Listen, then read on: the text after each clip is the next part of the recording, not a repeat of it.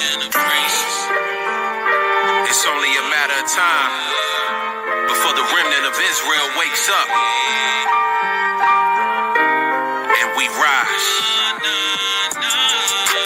We come from a bloodline of priests sold into captivity. Father, break these chains off me. Make me free in time.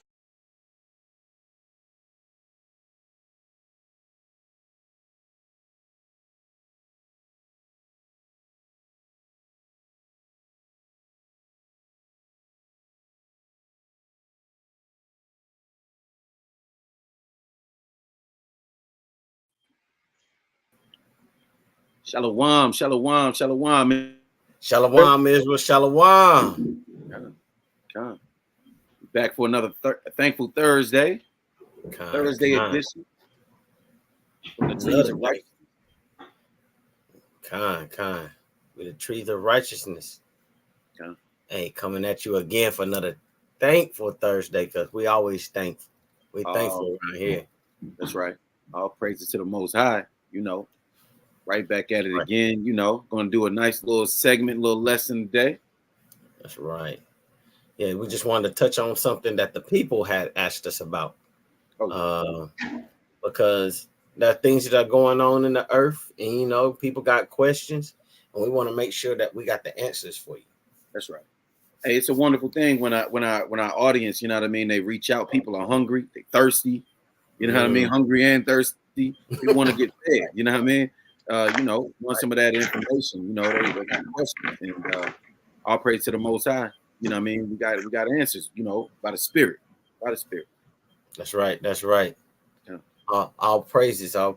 Hey, shalom, sis. Shalom, sis. Shalom. That sister Sunshine. We're gonna be talking about some sunshine today a little bit. Yeah. Clips on the sunshine. All right. Shalom, sis. Thanks for joining. Let's see here. Hey, we're gonna wait a little bit longer so that the people can gather. Israel be doing things. We be busy. Man. Golly, that's why it's so important, man. Like you said, busy, man. Thankful Thursday. We thankful not only that the Most High, favors us as Israel, as his children. We going into the Shabbat, the covenant that he made, established with our forefathers, so we get a little rest tomorrow. All praise to the Most High. We're looking forward to that. Shalom, brother Bill. What's going on? How you doing, brother? Hey, we want to see you, brother. Hey, we want to see that face. Come congregate with us. Come out. Yeah. Put some precepts in person. You know what I mean? Yeah, That's right. Yeah. Hey, I always need some backup. Hey, man, straight up. Fellowship with the Akim. That's right. Said it was a good turnout last Shabbat. At with that Holston Shopping Center. Mm-hmm. Is that turning out to be a good fishing spot? It is actually. Hey, the Most High just put it on your spirit to be out there. Like, hey, brothers, let's go here. And hey, that's that fisher men spirit. Right. All praises to the Most High. All praises. Man, so thankful though. Really, really thankful. Because there's a lot of things that's going on, and I thank the Most High that he's put his hand of protection or his arm around us and put a hedge around us to protect us from all this madness that's going on out here. Oh yeah, ain't nothing but folly out in these streets. A lot of folly, and the Most High, he do that too. So if you ain't under the, in the secret place of the Most High, you gonna get caught up. Right. The precept, just because you mentioned that, get Psalm 34 and 7. It says, "The angel of the Lord encampeth round about them that fear him, and delivereth them. O taste and see that the Lord is good. Blessed is the man that trusteth in him." That's right. So the Most High, he already got a plan for his saints. He already got a plan. We don't gotta be afraid and be worried and doubtful like the other nations. They don't have a covenant or a contract with the Most High God. That's right. They don't. Hey, let me back off at with a precept in Psalms. This is Psalms 119 and 81. It says, "My soul fainteth for thy salvation, but I hope in thy word." And that's what we got faith in right there. That the Most High, He a man of His word. His words don't come back void, like not one bit. That's right. Like it. So we just out here hoping and praying for the salvation, and we have hope and trust in His words that He said it, He gonna do it. Right. Mm-hmm. Yeah. Let's see. All right. That's why we on. That's why we here, man. You know what I mean? Hoping in His word. His word gives us comfort. You know. Yeah, that's right. And it's a lot going on too. Shalom. Yeah. It's a lot going on too in the world today too. So it's a good breakdown for this tonight, man. I know it's kind of like landing back off what happened last week, but this should be a good one right here, man. Help break this down for the people, man. Matter of fact, I'm gonna pull one precept in Isaiah 42, verse 9. Behold, the former things are come to pass, and new things do I declare. They spring forth. I tell you of them. So, like you said, man, we was talking about earlier about spring coming, man, and what time it's going to be and everything, man. So it's going to be a beautiful thing to break this thing down for the viewers tonight, man, because a lot of people got a lot of questions about waiting for April the 8th. They say, get your food, get your water. It's going to be dark. It's going to be, they trying to prepare everybody. It's all over the news, all over social media. It's everywhere. But the Lord reveals things to His prophets before anything happens. So that's right. For that to be true. So we ain't panicking off what they saying and everything. We're gonna read what the word says. That's right. Yeah, there is you know, like we were discussing, you know, it's the new year coming up on the new moon, which is April 8th, right? And then that same day, what is it? It's the not only is it a new moon, it's a super moon. You know, the new year, a super moon, and then in addition to that, it's the solar eclipse, which we're doing the live to talk about tonight. You know, the biblical aspects of the solar eclipse and you know that sort of thing. So, man. Pretty interesting stuff, man. You know, nothing to be spooked about, but it's pretty interesting. That's right. But like you said, hey, you have to have your trust in the Most High, like it's at all times. Okay, not just when like, oh, a super moon coming up. Oh, these signs are coming. Now I should try to. Hey, it might be too late. Mm-hmm. Yeah. There's a precept about it early being too late. Even being early is too late sometimes. Wow. Let's see here. Trying to remember where that's at. I know it's in the Apocrypha. Hey, I'm gonna have to look that one up real quick. Yeah. Con, while you looking that one up, King, I'm gonna ask a question to the chat. You know, I know you know a few people in here, a few people ain't made it in yet. But as you know, the viewers, as you come along, you know, look this question up.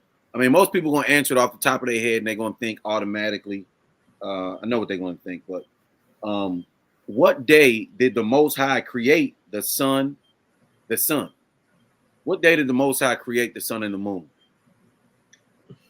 You know, and if y'all, you know, you in the chat, you know what I mean. If you know the answer, put it in the chat. Since this we doing this live about you know the solar, I mean, excuse me, the lunar, excuse me, yeah, the solar eclipse. Solar eclipse. What day did the Most High create the sun and the moon, and then what's their purpose? They said first day. Let's see, we got anything else, Brother Bill? What you think? What you got, Brother Bill? He probably like, you know what I mean, probably turning them pages like, hold on, let me make sure, man. God. It said the first day, which is a normal response, you know. Most people would say the first day. I would have said the first day, not, you know, just off the top of my head.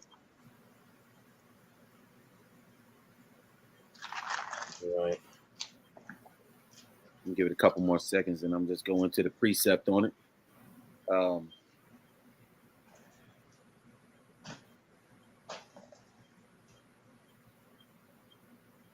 I just go into it, you know. Let me I'm gonna get Second Ezra chapter 6 and 45. General, you mind getting Genesis 1 and 14? Unless you still looking for your precept, ain't you? No, I got you. Okay, the water. I got you. Okay, Brother Bill say the second day. Okay. I'm gonna get Second Ezra 6 and 45. You can get Genesis 1 and 14. I'll let you go ahead and read first, Bible Kashai. I got you. This is Genesis 1 and verse 14. And God said, let there be lights in the firmament of heaven to divide the day from the night, and let them be for signs and for seasons and for days and for years. Salak. Did you go over what day that was? It was in the beginning, wasn't it? I zoned out. Salak. Yeah, actually it's gonna give you, like, if you jump down, they'll give it to you again. Oh, they'll give it to you. Like, okay. It's jumping down to 19. Well, actually, let's 15. And let them be for lights in the firmament of the heaven to give light upon the earth. And it was so. And God made two great lights, the greater light to rule the day and the lesser light to rule the night. He made the stars also, and God set them in the firmament of heaven to give light upon the earth, and to rule over the day and over the night, and to divide the light from the darkness. And God saw that it was good, and the evening and the morning were the fourth day. The fourth day, you know, which is, and I understand, sis. I understand, bro. I was like, man, hold on. When I came, I was like, hold on, man. What did I read something wrong? Let me get it in Second Ezra. This Second Ezra chapter 6 and verse number. I'm gonna start at 44. I started 43. For as soon as your word went forth, the work was made. For immediately there was great and innumerable fruit, and many and diverse pleasures of the taste, and flowers of unchangeable colors, and odors of wonderful smell. And this was done the third day. Third day, the Lord made the plants and vegetation and everything, right? Number 45, it says, upon the fourth day, you commanded that the sun should shine, and the moon give her light, and the stars should be in order, and gave them a charge to do service unto man that was to be made. So, you know, we're understanding, we're understanding that, you know, the Lord made the luminaries, the sun, the stars, and the moon on the fourth day. So what was that light that he made on the first day? And again, you know, like the brothers went into, we kind of, you know, touching some points that we went over when we did the the days of darkness, the 3 days of darkness. You know, we're gonna touch on some points, but excuse me, just to break into this thing, you know, let's see. On that first day, the very first day when he gave that, when he, you know, let there be light. Remember, like sis, like you were saying, she said it was darkness. I don't know where that went. I don't know why I can't scroll up. Maybe. Oh, there you go. Okay. Sis said something about the darkness. Let me just get that. Matter of fact, General, you right there. You mind getting that Genesis 1 when it talk about the darkness? There it is. Got you. Genesis. You want 1 and 2? Yeah, we talk about the darkness. Kind. Actually, I'll start from the beginning. It's easy. Genesis 1 and 1. In the beginning, God created the heaven and the earth was without form and void, and darkness was upon the face of the deep, and the Spirit of God moved upon the face of the waters. Kind. So yes, there was, like we talked about last time. You know, there was darkness, which is going into lawlessness. There was lawlessness around. There was nothing but lawlessness. There was no law. There was no light bearer. There was no one to bring the light, you know. And as we always go to, Proverbs 6 and 23 explains what that light is. That light is the law. Let me pull it out just for edification's sake. And I'm just, really just warming it up, building our case. That's But right. the book of Proverbs, chapter number 6, in verse number 23, it says, "For the commandment is a lamp, and the law is light, and reproofs of instruction are the way of life." So we understanding that the law and the commandments, that's the light, When the Lord gives a command, that's the light. So when he said, "Let there be light," that was a command. That was his law going out. And we understand that Yahweh Shai tells us that he is the light of the world. Where is that precept? So it's going into, he also says we're the light of the world, but that's going into his life being in us. The main thing is that he created Yahweh Shai on the first day. Yahweh Shai is that light. He's the law, and he's the one that created everything. So John, I got John 8 and 12, if that's what you were looking for. What? All right. This is John 8 and verse 12. Uh-huh. Then spake Yahweh Shai again unto them, saying, I am the light of the world. Right. He that followeth me shall not walk in darkness, but shall have the light of life. Right. We got the law of life. He's the law of the world. He's the law. He's the standard. You know what I mean? That's Yahweh Shai. Can you give me Matthew 5 and 14, Baba Shai? Yeah, I got that too. I got my finger right in it. This is Matthew 5 and 14. Ye are the light of the world. We're the light. A city that is set on a hill cannot be hid. Right. We are the law of the world. We are the law of the world. He's the law. He's making us the law. We are the ones that's going to tell the world to get in order. We're the ones that's going to be putting the world in order, So we just went there just to explain, the Most High, a lot of people do think that the sun and everything was made on that first day when he said, "Let there be light." But no, that was his law. That was Yahweh Shai. He created to get everything in order, Right. I'm gonna let one of y'all take it from there if y'all got any go precepts you want to bring out. Got a precept on that too. You said about the light. John 12 and 46. I have come as a light into the world, right? That whosoever believeth on me shall not abide in darkness. It's pretty smooth that we coming through with all this light and darkness on this episode. It's going to be real good, man. That's right. We identifying who the light is. As long as you got the light, it shouldn't matter what the darkness that comes approach. You got the light, right? He said, "Whosoever believeth in him, he's the light. Yeah. Whosoever believe in him, meaning the law, shall not walk in darkness." Shalom. Shalom, sis. Shalom.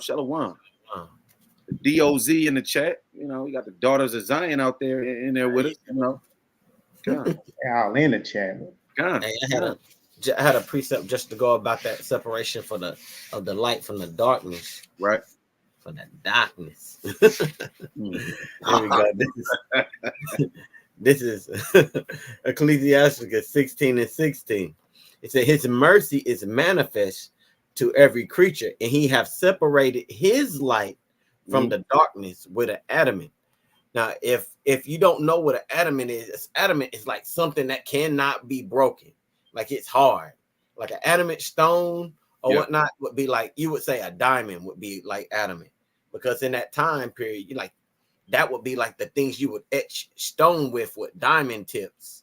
So he's saying he said, my separation from the light and the darkness is separated with like a positive separation. Like you can't mix them together. You can't walk in light and have darkness at the same time.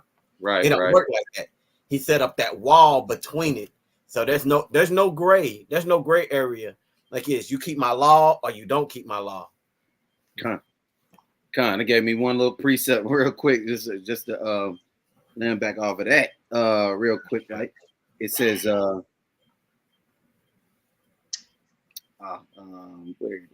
to go, Salakia.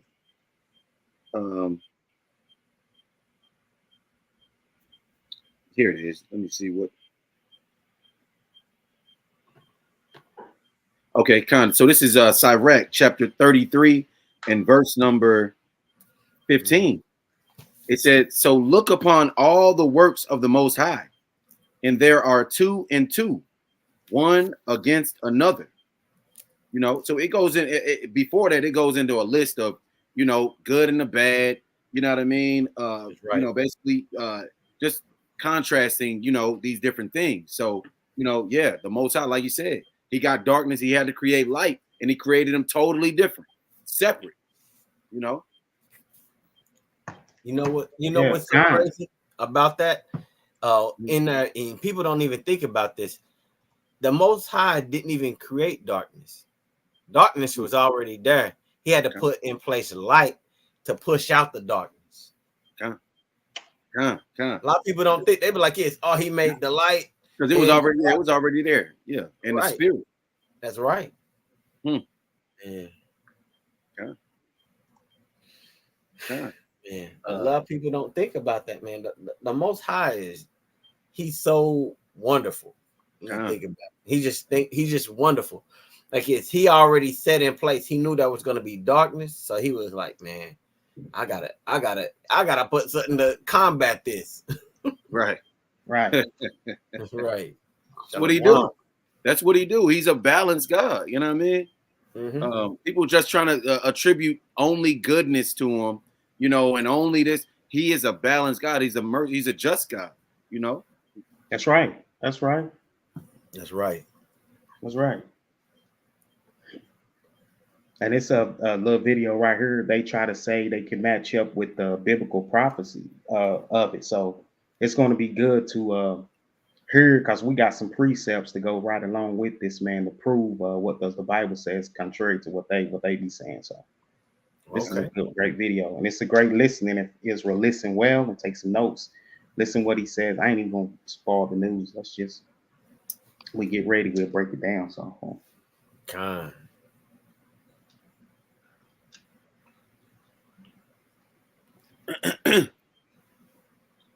let's see here. It's not that long either. So the solar eclipse on April the 8th, 2024, biblical prophecy. That's what they say. See if they know what they're talking about. Right. News about the total eclipse that will occur in North America on April 8th, 2024 is becoming increasingly intriguing and frightening.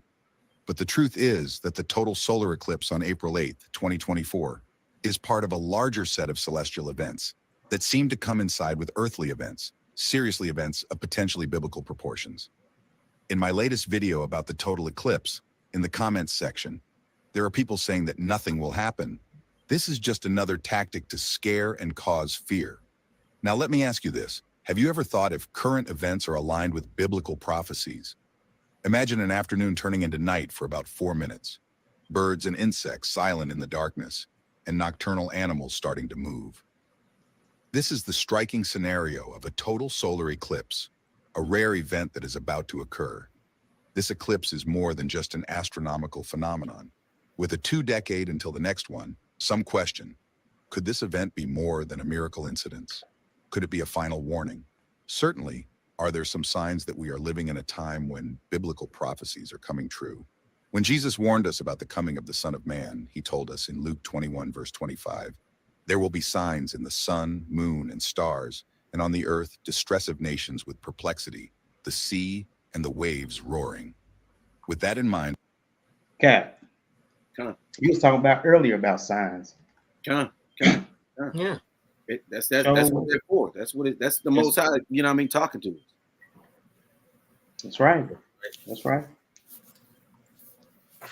He set everything up that way. Sure did. From the beginning. Hey, he didn't take Abraham and show him the stars and sure did number the stars and all of that. Yes, he set a bow in the sky for Noah. You know, he communicated with us with the luminaries. That's right. That's right. Yeah. And real quick, one more thing. He also, you know, the brothers, the Issacharite brothers, he had them. They were men of the times that could tell, you know what I mean? They could understand where the stars were, and then they can navigate based on the sky, the signs in the skies and everything. So yeah, you know, That's right. it's wisdom. Man. And I want you to look at this article. It says there is a total solar eclipse coming soon. A rare celestial event is just a few months away on April 8th. The afternoon will turn into night for about 4 minutes from northern Mexico to New England. The air will suddenly become colder, birds and insects will fall silent in the darkness, confused plants will decrease their food production, and nocturnal animals such as owls and bats will start to move.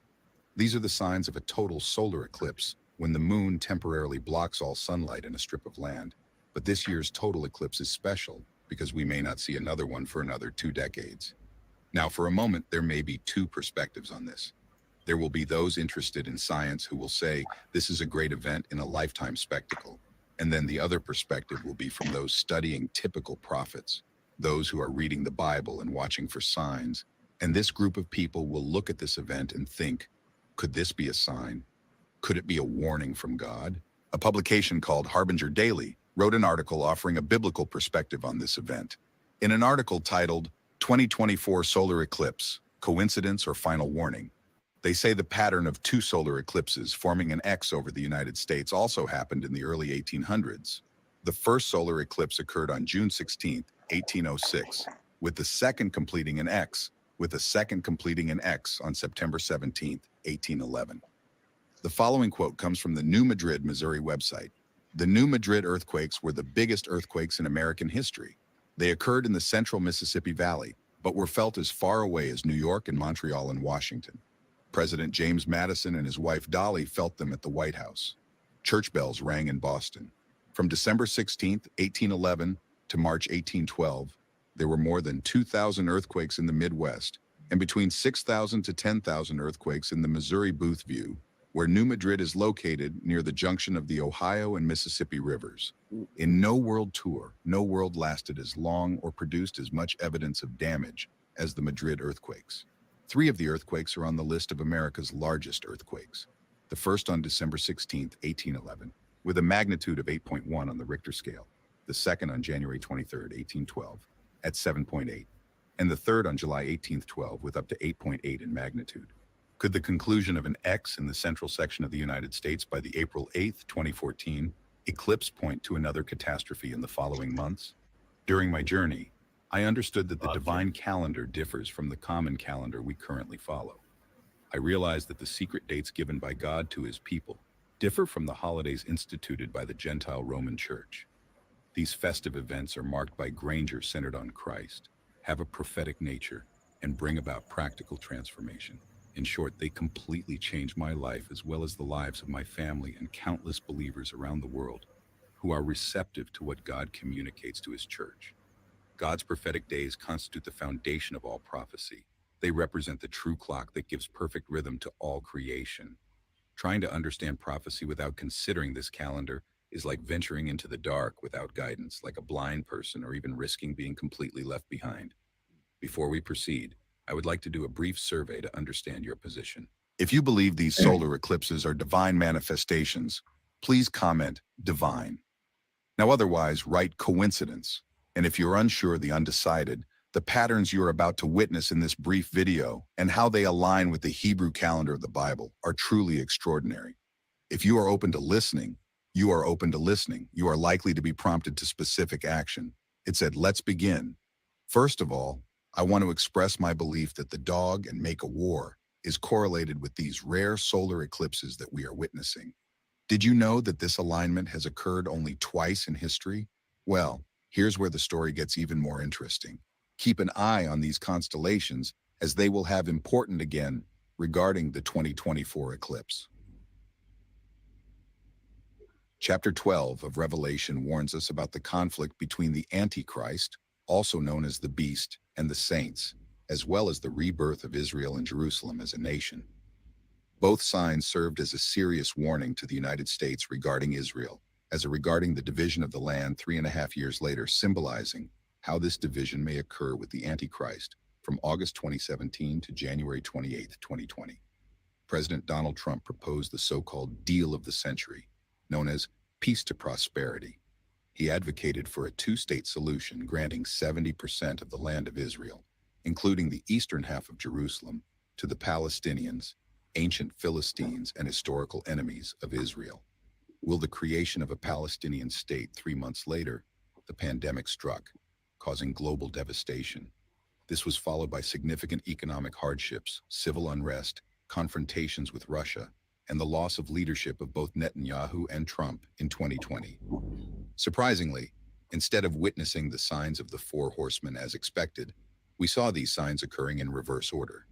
Additionally, as a result of these events, we saw the emergence. Fast forward to April 8th, 2024, 7 years after the initial eclipse in August 2017, another eclipse is predicted to occur. This time it will not only be visible across the United States, but its path of totality will form a significant X. However, unlike the 2017 eclipse and the sign of chapter 12 of Revelation, this eclipse will only cover the eastern half of the nation and will occur 7 months before the 2024 presidential elections. Interestingly, just like the sign of Revelation chapter 12, the constellation of Leo, symbolizing Judah and Jerusalem, will align with the solar eclipse on April 8th, 2024. This constellation is associated with the Lion of Judah, representing Jesus. So what does all this mean in biblical prophecy? The number 7 often symbolizes completeness, indicating the end of a cycle. In this context, it refers to the conclusion of the 70 weeks of judgment of Israel, represented by cycles of 7 years. This eclipse is not necessarily a warning about future events, but rather a reflection of past events connected with the future. The X-shaped formed by the eclipse resembles the Hebrew letter Tav, which symbolizes a mark or seal. This letter is significant as it is used only twice in the Bible, including in Ezekiel chapter 9, where it represents a protective seal placed upon those who lament over the sins of the first Jewish temple before its destruction by Babylon. Similarly, it echoes the marking of doorposts during the first Passover in Exodus, foreshadowing the mark of the beast and the protective seal over the 144,000 witnesses during the 7-year tribulation period. Therefore, the X-shaped mark in the United States signifies both protection and judgment, especially regarding the division of the land of Israel. So with all this in mind, as children of God, what do we do? What do we do with all this? Well, once again, the Bible says in Luke 21:25-27, "And there will be strange signs in the sun and stars, and here on earth the nations will be in turmoil, perplexed by the roaring seas and strange times. People will be terrified at what they see coming up on the earth, for the powers in the heavens will be shaken. Then at last they will see the Son of Man coming in a cloud with power and great glory." The Bible has given us all this information so that we can be prepared, not with fear, not terrified, but prepared. Biblical prophecy is a puzzle, Apostle, with many different pieces, and all of them are clear in the Bible. And here are some of the pieces we need to watch. The increase of deception, the increase of doctrines, wars, and rumors of wars, to see the love of many growing cold, earthquakes, pestilence, and scores, supernatural signs in the sun, moon, and stars. When you put all these puzzle pieces together, you begin to see that an image is being formed. The Word of God is drawing a picture that tells us exactly what to expect as the second coming of Christ approaches. The Word of God speaks a lot about how people will change in the last days. And once again, an image begins to emerge of what society will look like. Paul warned us that people will not endure sound doctrine. They will have itchy ears and will be drawn to doctrines of demons. There will be false prophets and false teachings arising throughout the world. People will only love themselves and their money. They will be arrogant and proud, mocking God. They will act religious, but reject the power that could make them godly. If this video was helpful to you and helped clarify something. Hey everyone. That's it. Wow. Wow. There was so I'd say much in that. Yeah. A lot to unpack. A lot to unpack. Too But much. I would say that a lot of it he got off face value. Like most people know that it means something. You know what I mean? The Bible tells you, yes, you can match that up. Yes, it means something, but what's the real deeper meaning? He doesn't really even understand. Like he's touching on it, but still don't really understand what that means. because Not at all. he's a so-called Christian, you know what I mean? One of those that believes that everybody's going to get the kingdom of heaven. All you got to do is, Just ask for forgiveness and call on his name, and you get in heaven. Yeah, which is That's not how it works. That's not how it works. Right. That's not how it works. No, matter of fact, I got a precept that I wanted to go into that is basically going to show us what is going to happen with this, what's going on, what we can understand that this means. Okay. Let me see. Of course, like he was going into Luke 21 and 11. Let me get that real quick. Luke 21 and 11 talks about how this is there's going to be signs, right? It says, I'll start at 10. Then said he unto them, nation shall rise against nation, and kingdom against kingdom. We're seeing that right there, of course. And great earthquakes shall be in diverse places, and famines and pestilences, and fearful sights, and great signs shall there be from heaven. But before all these, they shall lay their hands on you and persecute you, delivering you up to the sins, being brought before kings and rulers for my name's sake. So we're seeing that is beginning to happen. They, I think we talked about that too. That they're passing laws that you can't. Mm-hmm. I think in Georgia they just passed a law where you can't preach on the street anymore. Yeah, you can't preach on the street anymore. They lock you up. They give you a charge or whatever it is. I believe it's in Canada. They already got that going on. New York as well. They're working on that. Man, and so that's one of the big. They trying to shut the prophets up. They trying to kill this word. My second precept I was going to get is can you mind going to Ezekiel 32 and 1 for me, Baba Kishar? I got you. I'm gonna narrate while we go there. Ezekiel 32. I'm gonna go down a little bit though. Okay. Just let me know when you're ready. I'm ready. This is Ezekiel 32 and verse 1. And it came to pass in the 12th year, in the 12th month, in the first day of the month, that the word of the Lord came unto me, saying, Son of man, take up a lamentation for Pharaoh, king of Egypt, and say unto him, Thou art like a young lion of the nations, and thou art as a whale in the seas, and thou comest forth with thy rivers, and troublest the water with thy feet, and foulest the Salakia, foulest their rivers. So this is talking about America. This is talking about the king of Babylon, right? Really, it's king of Pharaoh, king of Egypt, but we understand that America is a spiritual Egypt, right? So the Most High has different ways of talking about modern day things. These are prophecies that were written thousands of years ago, but it's talking about today. Keep on going, God. Verse 3. Thus saith the Lord God, I will therefore spread out my net over thee with a company of many people, and they shall bring thee up in my net. Then will I leave thee upon the land. I will cast thee forth upon the open field, and I will cause all the fowls of the heaven to remain upon thee, and I will fill the beast of the whole earth with thee. And I will lay thy flesh upon the mountains, and fill the valleys with thy height. Right. And I will also water with thy blood the land wherein thou swimmest, even to the mountains, and the rivers shall be full thereof. Right. We get to the point right here.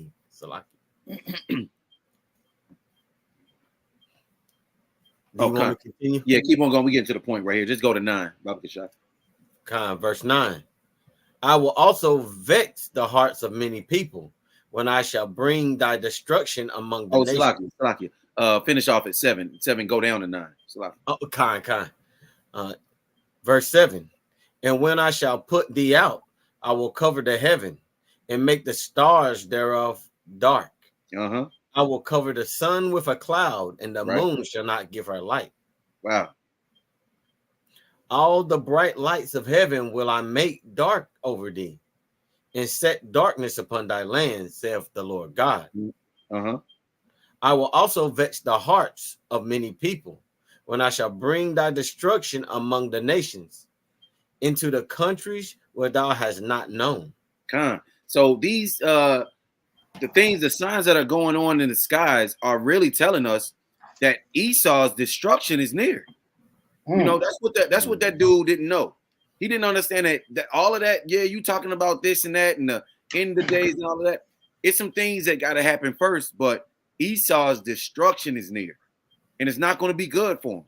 I mean, from the top to the bottom. I don't care if you're a king or a peasant. Esau is his time is near. You know what I mean? And that's the glory of what we're experiencing. We're able to see this kingdom coming to an end. You know, just like it says in second Ezra 6, it says is that 6 where it says Esau is the end of the world and Jacob is the beginning of it that follows. That's right. God, so we get to see the destruction of this devil. We get to see the end of this devil's kingdom, and this it ain't gonna be pretty for him, man. You know what I mean? That's what we're seeing that's what these signs are about. You know, just like we were saying, the Most High put that rainbow in the sky to let Noah and let mankind know he won't destroy the earth by a flood again. You know, he's giving promises. We see these signs in the sky. These are promises that the Lord still know what's going on. He ain't forgot. You know. That's right. You say he gonna smoke him like a Philly, man. Esau going up. Right? All praises. Let me read a precept on that, since he said, see if he going into smoke on that, laying back out there, Cap. Revelations 14. Throw 11 in there. And the smoke of their torment ascended up forever and ever, and they have no rest day or night. Who worship the beast in his image, and whosoever receiveth the mark of his name. Esau gonna be on smoke, like he said, man. He gonna be smoke day and night. All praises, man. And it's in the word. You can't get mad at that. About to get smoked, huh? Smoke, boy. Not only Esau, all these nations that put their hand towards the apple of his eye, they're the ones that are gonna have it too. That's right. That's right. Yeah, we can't forget about that. Like kids. Hey, Esau Esau gonna be out the earth, but these other nations, y'all gotta pay too. That's right. That's only fair, because the Most High is just, man. Matter of fact, I'm gonna read that in Ezekiel real quick. Right. I'm gonna read that in Ezekiel 18:5. Real quick. Watch this, man. Because a lot of people don't. This is what they don't understand about the Most High. Listen, it says, but if a man be just, remember the Lord said, I'm a man of war. But if a man be just and do that which is lawful and right. So when you go to Exodus 21:16, pull that up real quick. 21:16, it's going to tell you that and he that stealeth a man and selleth him, or if he be found in his hand, he should surely be put to death. That's just. That's right. They all match up. So a lot of folks getting mad. We've seen a lot of people come out with these new ideals as every nation can be saved. And hey, man, let's go with what the Bible says. The Most High is just, man. Right. And that's just a proven point right there. Then the feedback off that, you go straight over there to Revelations 13:9. It's all through the Bible, man. Hey, righteousness established a throne. He couldn't sit on it if he wasn't. Right. Hey, if these Christians are right about everybody being saved, then that's and they would justify themselves to call the Most High a liar. You know what I mean? Because that's what you're doing, is calling not just the Most High, but all these prophets he used. You calling all of us a liar. You know what I mean? Exactly. So you can be justified. Right. That don't make no sense. God. So that's why they try to include themselves in these videos and stuff, how he's saying the Christian, we all one. And here's the funny thing about that. If they so much believe this solar eclipse, you can prepare yourself and get ready, then why the hell, when they always announce that it's coming, everybody goes out there, line their cars up, and they wait for it. And then when it happens, they clapping, they're eating and everything. Man, look at the moon cover up the sun and everything. From what we read in the Bible, the Lord said that's going to be a terrible day. Yeah. That's right. It's not going to be a day that you can enjoy and sit there and clap and eat and drink. They do. They did that. I was up in South Carolina when that eclipse happened in 2017. It was packed. Yeah. Everybody sitting out there on the hood of their cars and everything, screaming, shouting. Oh, it's beautiful. I don't see nowhere in the Bible where it says it's going to be a beautiful day, man, when the Lord himself returned, man. Yeah, they're going to be caught off guard. I was same here, man. And that's before I was in the truth. So I was at work. We all got to go outside. They had special glasses for people. And you know what I mean? You all out there like a regular little Jake. That's crazy. Oh, dumb, you know what I mean? Right. And the Lord would have cracked that sky without my fringes on, and I'm still eating pork. Damn, man. Yeah, he wouldn't care nothing about that day. Nah, man. And we own that one subject. So let me get that precept since we were talking about that. Let's see here. Dude, I got Joel 2. Go ahead. Joel 2:2. Yeah. And it reads, well, actually, I'll start at 1. It says, blow ye the trumpet in Zion and sound the alarm in my holy mountain. Let all the inhabitants of the land tremble, for the day of the Lord cometh, for it is nigh at hand. A day of darkness and of gloominess, a day of the clouds and of thick darkness, as the morning spreadeth upon the mountains. A great people and strong, there have not been like, neither shall there any more after, even to the years of many generations. And what I was trying to bring out of that is just that, hey, the day of the Lord, it's going to be a day of darkness. Right. The same thing. It's going to, like, the sky is going to be darkened. They ain't going to give any light. But these people out there, just like Chief said, they... Yeah. But that's ignorance. It's ignorance. Yeah. It's supposed to be a day of darkness. They out there enjoying themselves, right? Mm-hmm. Right. And I'm gonna shoot one in the foot because we brought out some precepts earlier, generally, y'all, about the light, right? So watch what this says in Amos 5, and I'm gonna start at verse 18 and work my way to 20. Watch this. Woe unto you that desire the day of the Lord, so that the end is it for you. The day of the Lord is darkness and no light. Now, brothers, somebody gonna say, didn't y'all say Jesus is the light? Here when he come, he says the day of the Lord is darkness and not light. Right. You might have to share them out, show them why. Yeah. Right. Yeah. But let me drop down to 20 before you answer that, Captain. Y'all, let me drop down to 20 real quick. Yeah. It says, shall not the day of the Lord be darkness and not light, even very dark, and no brightness in it? That's right. None. So how can he be the light? And there's not going to be no brightness. There's not going to be no light, but he is the light. Kind. Hey, the Rib dropped some verses in here. We got Matthew 24. Right? Oh, you got that? Kobe said, dang. Oh, Brother Bill got some too. He got some too. Let's bring out the one that Brother Bill brought out, because since his came out first. Con. This is Romans 13:12. The night is far spent, and the day is at hand.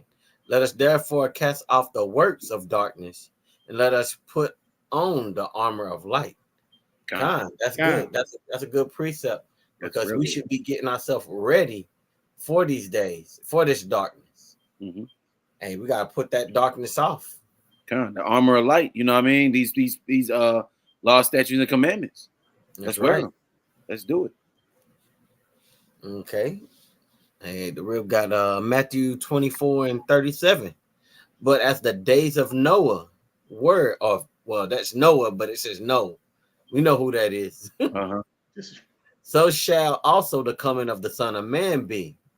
For as in the day that were before the flood, they were eating and drinking, marrying and giving in marriage, until the day of Noah entered into the ark. I guess. And then here we go. And knew not until the flood came and took them all away. So shall the coming of the Son of Man be. Con. Yeah. Great precepts there, y'all. Right. Great precepts. Yeah.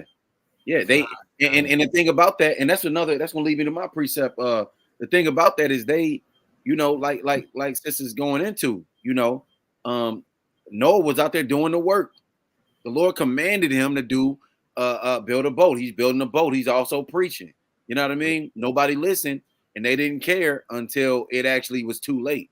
And that ark was a sign. Yeah. That's right. That's right. Yeah, they couldn't get it. They didn't want to get down with it. Yeah. Not at all. I'm gonna get Matthew 12 and 39 real quick. Just to go in on that as well, because it's kind of going to relate. This is the book of Matthew, chapter 12, and verse number 39. I started 38. Then certain of the scribes and of the Pharisees answered, saying, Master, we would see a sign from you. But he answered and said unto them, an evil and adulterous generation seek after a sign, and there shall no sign be given to it, but the sign of the prophet Jonas. Right, the sign of the prophet Jonas. That's the only sign that's going to be given to people, And then it goes into how Jonas was 3 days in the belly of the whale, and Yahweh Shai is going to be 3 days in the earth. Jonah had to go preach. The only sign that them people got, Jonah didn't do no miracles. He didn't do none of that. He didn't throw down his staff, and he didn't do no tricks. He said, hey, look, the Most High said he's going to destroy this place. You know what I mean? And then the king said, hey, we better repent. He took his word for it, and they were saved at that moment, And so that's the same sign that these people are going to get. They got the prophets out there on the street corners. That's your sign. Your sign is the prophets are telling you what it is. You know what I mean? And if you can't, the Yahweh Shai say, my sheep hear my voice. They know my voice. Right. You can understand that this Yahweh Shai talking to you through these scriptures that we pulling out on the Shabbat. You in trouble. That's right. That's the only sign that's going to come to you. Outside of the luminaries that we going into now. But we got to break that down for you. Otherwise you're gonna be lost like the brother that the Edomite that was speaking. I don't know if he's an Edomite or not, but he's talking about like it. Yeah. You're gonna be, what I mean? You're gonna be lost like them. That's right. And that's a good point. It's very important that we pay close attention and look for these signs, man, because the Lord gave us a sign that He made a covenant with us, man. Like a lot of people don't understand. You're gonna see a sign. You ain't gonna be out there on the day of the Lord, man, and it's gonna be clapping and drinking and you having a good time, man. Right? We got to get ourselves prepared and ready for what's to come, because it's gonna be it ain't gonna be one of those you go to sleep and wake up and continue going on about your day, man, from what they trying to say and talk about how it's going to be. Because we know Esau, the wicked, they want to keep the kingdom going and going. We don't want the kingdom to keep. We want it to end. We ready to get up out of here and go back to our home, our true home, man. That's right. Right. Get our heritage and our culture back, man, so that we can be back on top, man, and they can pay us taxes and everything, man, before we destroy it. So it's important that we understand. When you see them prophets out there on the block, the Lord is speaking through them and telling them He's going, every time He comes up to do, before He do anything, He going to talk to His children, man. He doesn't talk to everyone. Even with this dude on the video, he don't know the Most High, man. No. He's just giving you what he was given in cemetery school. And I don't call it seminar. We call it cemetery, because that's what they do. They are cemetery, man, trying to teach and teach our book and believe in our power. No, man. We know we the Israelites in these last days, man. It's amazing to see the spirit of the Most High poured out on all flesh, because they waking up. That's a beautiful thing, man. We waking up all over the thing now, man. You get on YouTube, Facebook, social media, we everywhere popping up, man. We pulling that thing back, man. Doing the work of the Lord like we supposed to. Shalom. Shalom, Bora. Baby girl in the chat. We got the daughters of Zion, you know what I mean? Oh, in the chat. Kobe, you know what I mean? Bronsky, you know what I mean? We got Bronk, Kobe, and Brother Bill in the chat as well, you know what I mean? Shalom to everybody. Hey, that's right. God, let me pull this one out. Brother Bill got one. Let me pull this one though. Y'all might want somebody mind giving me Sirach 39 and 1, Baba Kashai. And I'm gonna get one more right after that. going off of what Chief said. I got you. This is Sirach 39 and verse 1. But he that giveth his mind to the law of the Most High, and is occupied in the meditation thereof, will seek out the wisdom of all the ancient, and be occupied in prophecy. We're gonna be occupied in prophecy. You know, we're gonna be occupied with these prophecies, you know, and that's what we're supposed to be doing, you know, meditating on the Most High's word, and oh, okay, dang, the Lord said that's gonna happen first. You know, Right. okay, we waiting on this to happen. You know what I mean? We're not just willy-nilly, oh, it's gonna be the big one. It's the, you know what I mean? We don't gotta be doing that. The Most High gives his servants the signs. He gives us the understanding of, you know, he's not gonna tell us exactly when, but we understand, you know, when it's that time is coming forth. You know, matter of fact, I'm gonna get one more I'm gonna get Jeremiah 23, 28, and 29. I'm right there. And then what is that? I think it's in Jeremiah also. I'm gonna get Jeremiah 28, 29. One of y'all mind reading that? Baba Kishah? What you need? Jeremiah 28 and 29. Excuse me, 23, chapter 23, verse number 28, 29. Baba Kishah. Yeah, 23, 28. 20. Gotcha. This is Jeremiah 23, starting at verse 28. The prophet that have a dream, let him tell a dream. And he that have my word, let him speak my word faithfully. Mm-hmm. What is the chaff to the wheat, saith the Lord? Is not my word like as a fire? So that's just, Salaki. Go ahead. That was just going into what Chief was saying. You know, we out there speaking the words of the Lord. That's the Lord speaking through us, you know? Yeah. The Lord give us the dreams and the signs and the understanding. You know what I mean? Bro had a dream, you know what I mean? The Lord gave him the understand, hey, man, we can do this in Knoxville. Yeah. We can start up a camp, and now we got people to save here. That's you right. know what I mean? Bro, come get me. We get Hezekiah, you know what I mean? And the Lord, the Most High, he start with, you know, that's what he do, a dream. He speak to us in our, see that? That's I ain't even go to the other precept in Job, talking about how he talks in the dream. Yeah. You know what I mean? But like you were saying, you know what I mean, with that Sirach 39, it was talking about how, you know, we got to be occupied in prophecy so we understand what's going on. Right. But on the other hand, this is my last precept, Jeremiah 8 and 7. It says, yea, the stork in the heaven knoweth her appointed times, and the turtle and the crane and the swallow observe the time of their coming. But my people know not the judgment of the Lord. Our people don't even know, and we are the people of the book. We out there every day. We go to the black areas. We in projects, man. You go to the projects, man. You get the least amount of people that's gonna come up. Yeah, and it's nothing but you know what I mean, mainly us. That's crazy. Yeah, that's crazy, man. But our people, they not occupied in they're not meditating on the words of the Lord, so they not occupied in prophecy. So they blown with every different doctrine that comes up. They don't know what's going on. That's right. They're scared about everything. We don't know what's going on. Yeah, kind of. Let me back off at exactly what you got something, General. But I want to speak on what that dude was saying too. He also said he's going to gather us, the elect, the 144,000. Obviously, he don't know who that is. So we're going to break that down for you tonight. But I'm going to start with the sign, and then brothers can jump in. I'm going to go to Matthew 24, and I'm going to read 30 and 31. It's we're going to lead right into who there's elect or that 144,000. Because obviously, everybody keep thinking they can just say it, but they don't understand and have the meaning of it. Right. It don't mean just people who go to church and believe on the Most High, they going to be included as 144. That's not what that means, man. So we can show you what that means. But I'm going to read Matthew 24, 30, and 31. And remember, we were speaking earlier, too, about the sign, right? Mm-hmm. So it says, and when shall appear a sign of the Son of Man in heaven? And when shall all the tribes of the earth mourn? And they shall see the Son of Man coming in the clouds of heaven with power and great glory. Right. And he shall send his angels with the great sound of a trumpet, and they shall gather together his elect from the four corners, from the four winds, from the one end of the heaven to the other. That's right. So he's going to gather his elect. So who is that?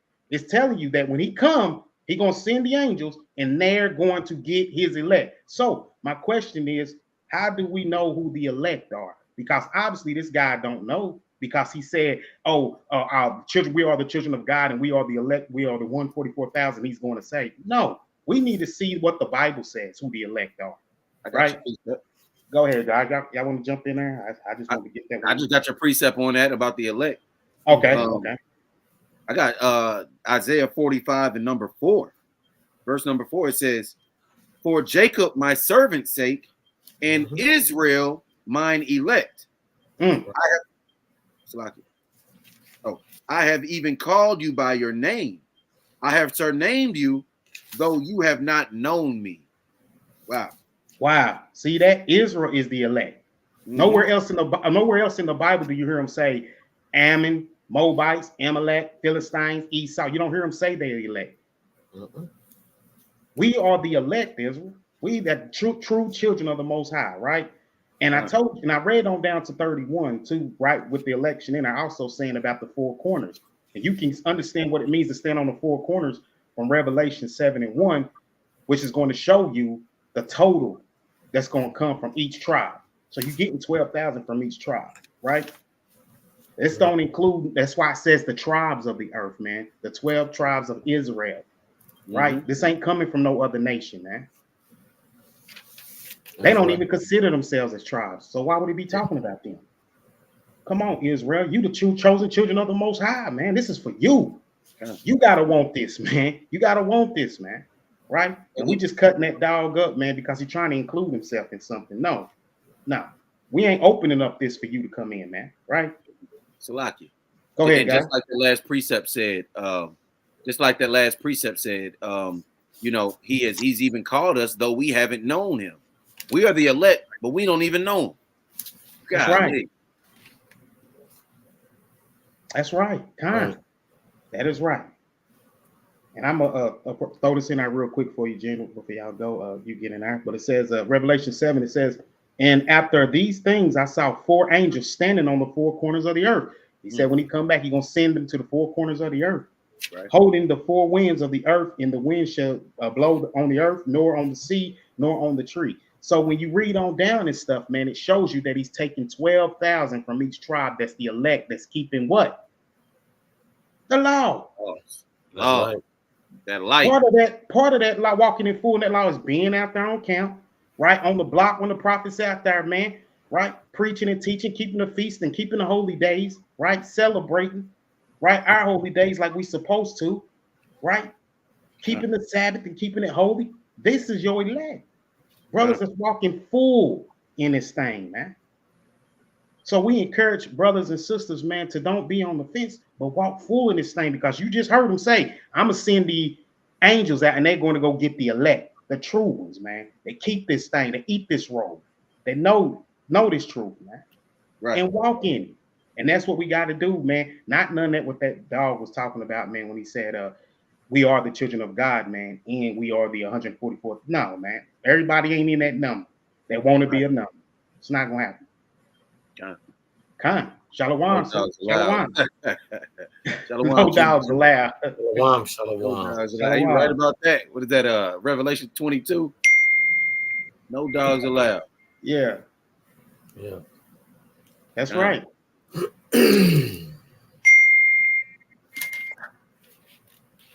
Let me see. There's something else there. Shalom, brother Reggie Mills. Shout out in the chat. There we go. Shalom. Shalom. There it is. We got it. Okay. There you go. Quick on the sword, ain't she? It's Revelation 22 and 15. "For without are dogs and sorcerers and whoremongers and murderers and idolaters and whosoever loveth and maketh a lie." You know that's talking about Esau. They love that lie they told, that they are the people, that Hamashiach is white. You know what I mean? They love and make the lie. That's who we talking about. No dogs allowed. Right. That's right.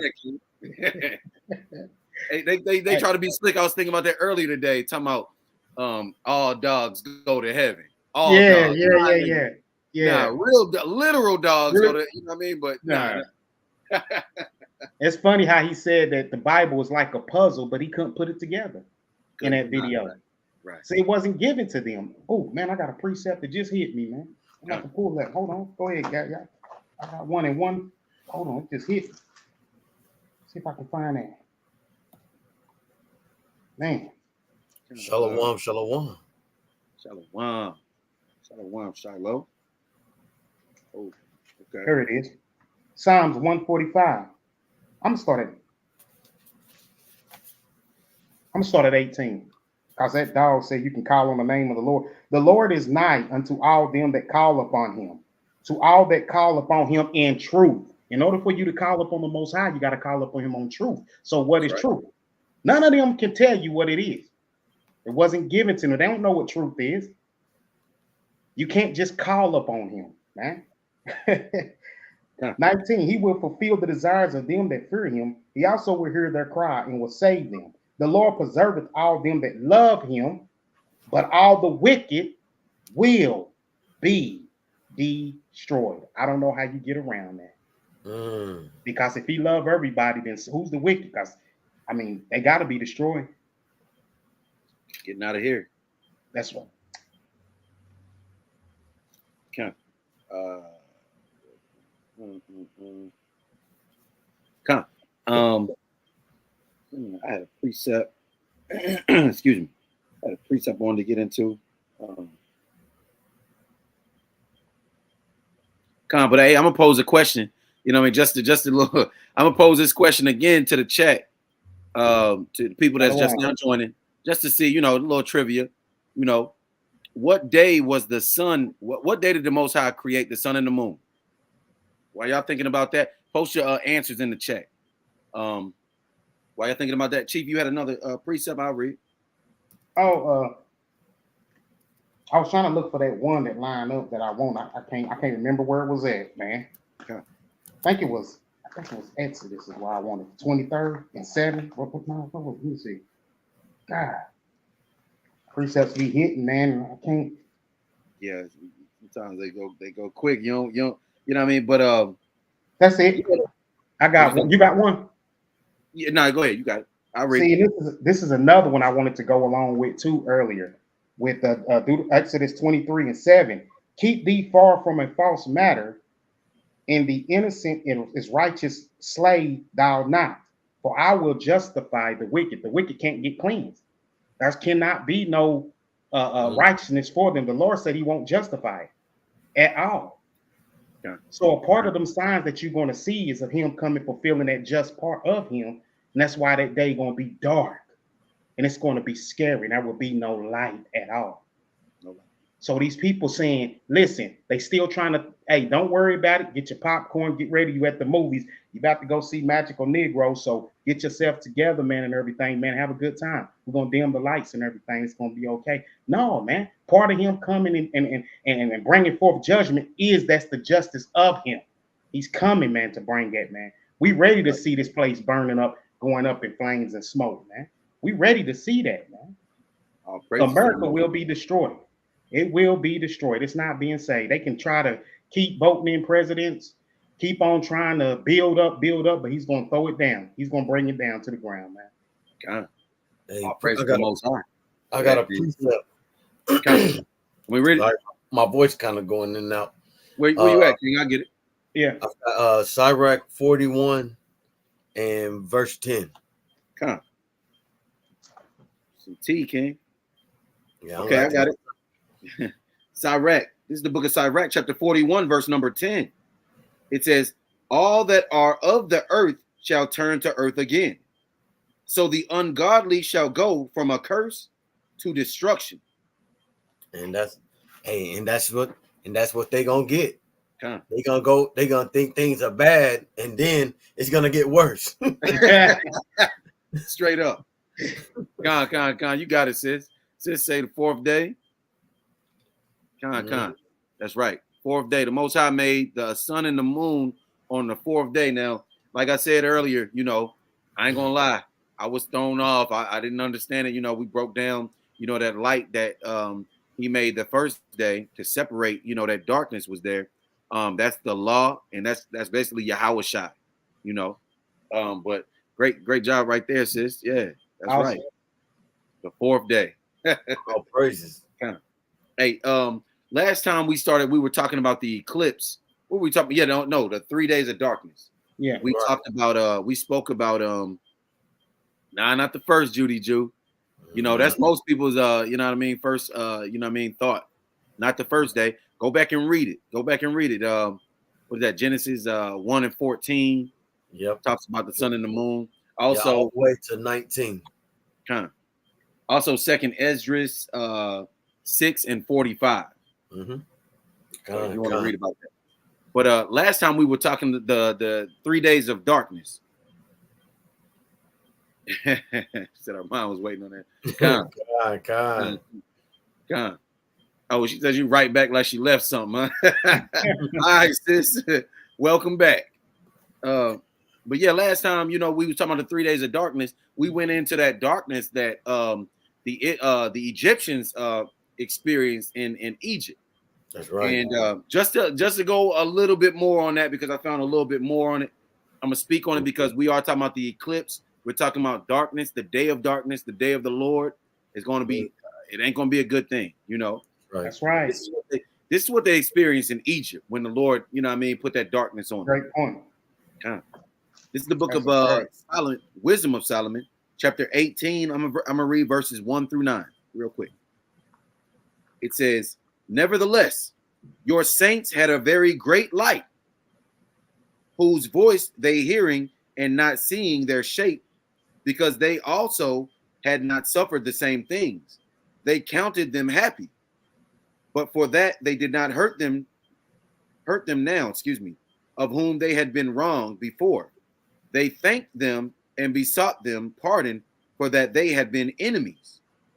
Instead whereof you gave them a burning pillar of fire, both to be a guide of the unknown journey and a harmless sun to entertain them honorably."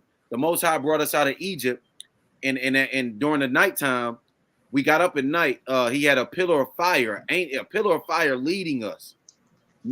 About 1 million people, or however many people they estimated. You know what I mean? We all in a line, and he's leading us out.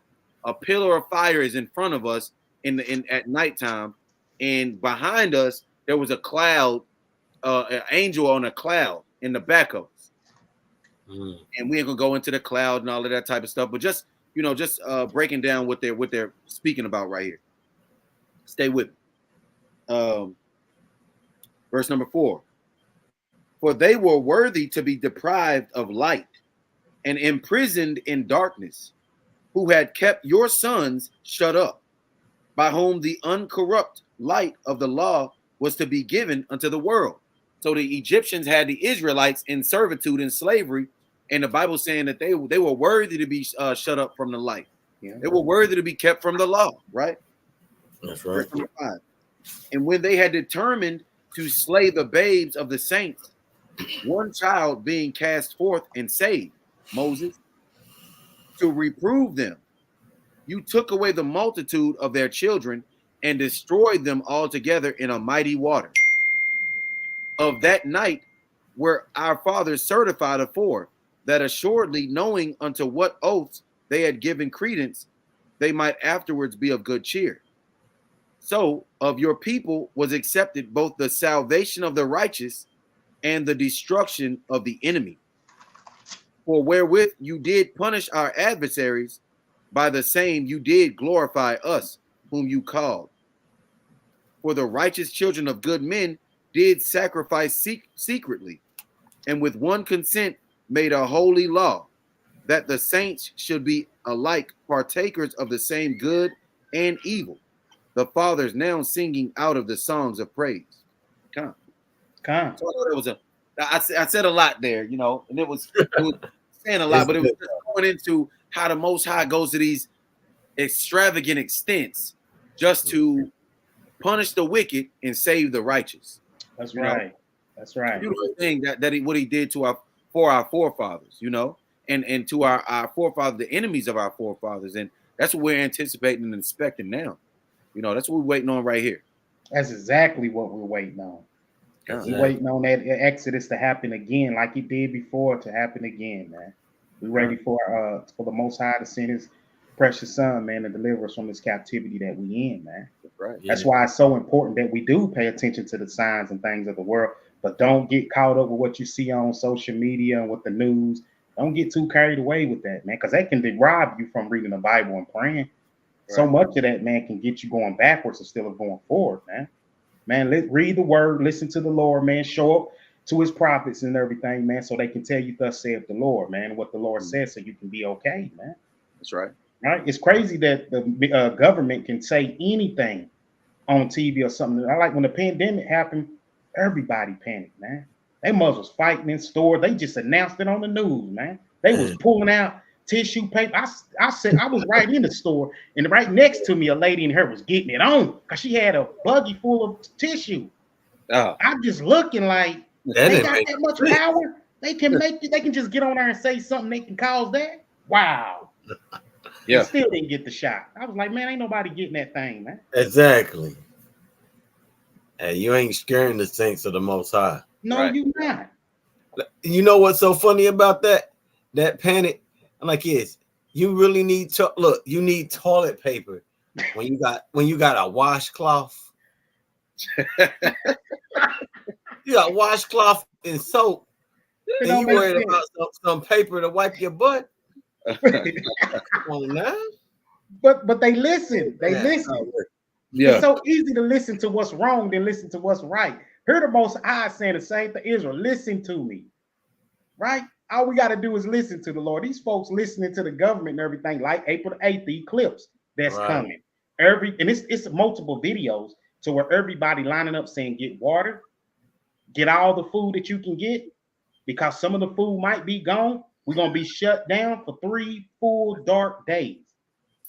But I don't see that nowhere in the Bible, unless we done missed it or whatever. I don't know. Right. Must be one of those hidden books. Yeah, and Esau, that's what he do, man. He create pandemonium and fear. You know what I mean? That's what they do. That's true. And they profit from it. Yeah. Yes, they do. Yes, they do. A lot of our people are not on a solid foundation, so they're shaking all the time. You know, I mean, even close loved ones. I know y'all got some that were shaking up. You know, they gotta get the shot. I gotta get it. Got 2, 3, 4, 5 of them. Try to make you get it. Yeah. To land me back off, it was a guy that I used to work with, man. And he was like, he kept coming up to me saying, man, I'm thinking about having to get it just to save my family. I said, man, you don't get that thing, man. You got the Lord as the source of your life, bro. Don't worry about, don't panic, don't take it, and don't give it to your family and stuff. Guess what the brother does? He decides I'm gonna have to get it because I gotta save them, and it's getting worse. I'm seeing all these statistics about people dying. I'm not gonna let that happen. He went and got the shot. Oh, a couple of months later, he was diagnosed with diabetes, man. His health fell tremendously. And he came up on me and stuff and said, man, I wish I never done it. That just goes to show you how quick and how fast that can happen just like that. That's terrible, man. And I told him, brother, you shouldn't have took it. You put your hope and trust in the government. You didn't put it in the Lord. That's why you took it. Listen, if I'm going to die, the Most High, He going to do it regardless. I don't care. You can have the best medical team, insurance. When it's time for you to go, it's time to go. It's time to go. Hey, shoot, I could get up in the morning, thank the Most High, and then slip in the shower, and I'm gone. I'm gone. That's it. Not a shot, not any weapon. Most High, the Most High do what He want to do. Yes, He does. Yeah, you can't try to block shot that. Gonna save you, like you was saying. No shot gonna save you from His wrath. Can't. And that's what they're doing. They're working on another, you know what I mean, get us all riled up and, you know what I mean, to commit sin and all that type of stuff. They're working on it. That they are. But it is our responsibility as those who believe in the Most High and trust in Him to actually trust Him. Right. That's right. Not to not to be like it's in word, but in deed. Mm-hmm. By doing it, like I didn't get the shot because I trust the Most High because he guards my health. That's That's- right. Hey, the Spirit didn't say, "Hey, you better get that shot," because the Most High sometime he forget about you. Nah, Oh man. that's not how my spirit said, "Hey, don't get that shot." And I was like, "Dang, I like it. I shouldn't get it." I'm like it. To be honest, I ain't like it. I ain't had a shot since 2012, and I'm still alive. All praise to the Most High. But exactly because of the Most High, not because I had a shot, not because it. Dang, what is that? It's a scripture that says it wasn't mortified. It wasn't the urge. You know what I'm talking about? Yeah. Sirach. Sirach. I think it's Sirach or Wisdom Solomon. Let me get it. Yes, Wisdom of Solomon, Salakia. That's Wisdom of Solomon 16 and verse number 12. It says, "For it was neither herb nor mollifying plaster that restored them to health, but your word, O Lord, which healeth all things. There you For go. you have power of life and death. You lead to the gates of hell and bringeth up again." See? Okay. And that's what I trusted in. I That's trusted right. in the Most High. Like he's my healer. Hey, and it's they say Jehovah Repha, my help, right? The Lord, my help. Like because he's the one that makes everything happen. That's right. That's right. You know, like they say in the Christian church, like he'll make a way out of no way. Yeah. because that's what he does. He made a way from us to get out of Egypt under oppression, and go through the wilderness where our feet didn't swell and our clothes didn't wax old. Right. But you can't trust him to get you over a little sickness. Come on, man. Hey, Ain't no faith. You ain't got no faith in the Most High. You don't trust the Most High. I'm telling you, he don't deal with that. It's you got to worship him in spirit and in truth. That's right. Can't be scared, man. Cannot be scared. Yeah, got to fear the Most High more than anything, no matter what, man. Right? The same life he put in you, he can take from you while you sleep. So don't fear this stuff, man. Speak bold as a lion, man. Stand firm in what you believe, man. Okay. And this ain't to discourage somebody whatsoever, man, because we don't know what the rules and regulation that hold their job. We just saying, trust in the Lord, man. Right. Precept. Go ahead, God. Hebrews 11 and 6 says, "But without faith, it is impossible to please him. For he who comes to the Most High must believe that he is, and that he is a rewarder of those that diligently seek him." Come on. Time. You can't please him without faith. You gotta have faith. Come. Hey, our faith ain't built off what we see. Right. Come on, man. That's right. I got a precept. This is Sirach 15 and 17. It says, "Before man is life and death, and whether him liketh shall be given him. For the wisdom of the Lord is great, and he is mighty in power, and beholdeth all things. And his eyes are upon them that fear him, and he knoweth every work of man." He hath then it goes into that, he commanded no man to do wickedly. But the Most High, he's the one, he sees your works, and he and those that fear him, he's got his protection for you against the darkness, against the wisdom of man. Wisdom of man. Hey, you got to get all the shots and the booster shot. And we're gonna come out with another one, and you need 2 more boosters after that. Dang. That ain't number Esau. He's a mad scientist doing all his wickedness. That's right. And you spoke about that too on that death. I'm gonna pull one from let me back off that from 2 Corinthians 1 and 9. I'm gonna read to. Let me do 1 9 through 10. It says, but we had the sentence of death in ourselves, that we should not trust in ourselves, but in Yahweh, which raiseth the dead. Verse 10, who delivered us from so great a death, and doeth deliver, in whom we trust that he will yet deliver us. He will deliver us from it. That's why we don't need to trust it. We trust him. He will. Right. We can't say we trust him, man. If we trust him, we got to trust that he will deliver us. If we don't, we will find death and we be laying there. So come on, man. Just trust in the Most High, man. We got another one coming up April the 8th with this eclipse. It's going to be buck wild with people because of what they looking at in frenzy. They're going to be going wild. Instead of, especially our people, instead of being in the word itself, man, eating this book, man, and praying and being amongst your brothers and sisters, man, and gathering ourselves together, man. They're going to be, some of them going to be amongst them. Yeah. Yeah. I got a precept to go with your precept there. Before I, I got two, matter of fact, real quick.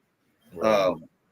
Psalm 90 in verse number 3, it says, "You turnest man to destruction and sayest, return, you children of men. For 1,000 years in your sight are but as yesterday when it is past, and as a watch in the night." That's just showing you how we are regenerated. That's right. Says, let me read that one more time. Yeah. You turn man to destruction and sayest, return, you children of men. The Most High say, hey, he'll kill you and then tell you he's gonna rebirth you back on the earth. You know what I mean? You come back, But that's why it's good to die doing righteous things, die righteous. That's right. Amen. That reminds me of the book of Maccabees, when our brothers was dying manfully, and for the laws, so that's make sure you got the law on you when you expire out this thing, But my second precept is going into and this is a classic, Psalm 91. It says, I started 2, really I'm gonna start at 1, man. It says, "He that dwelleth in the secret place of the Most High shall abide under the shadow of the Almighty. I will say of the Lord, he is my refuge and my fortress. My power, in him will I trust. Surely he shall deliver you from the snare of the fowler and from the noisome pestilence." That's all of the stuff we was dealing with 2020 and all of that vaccinate, all that stuff they was trying to get us to do in the death and the sickness in the air, right?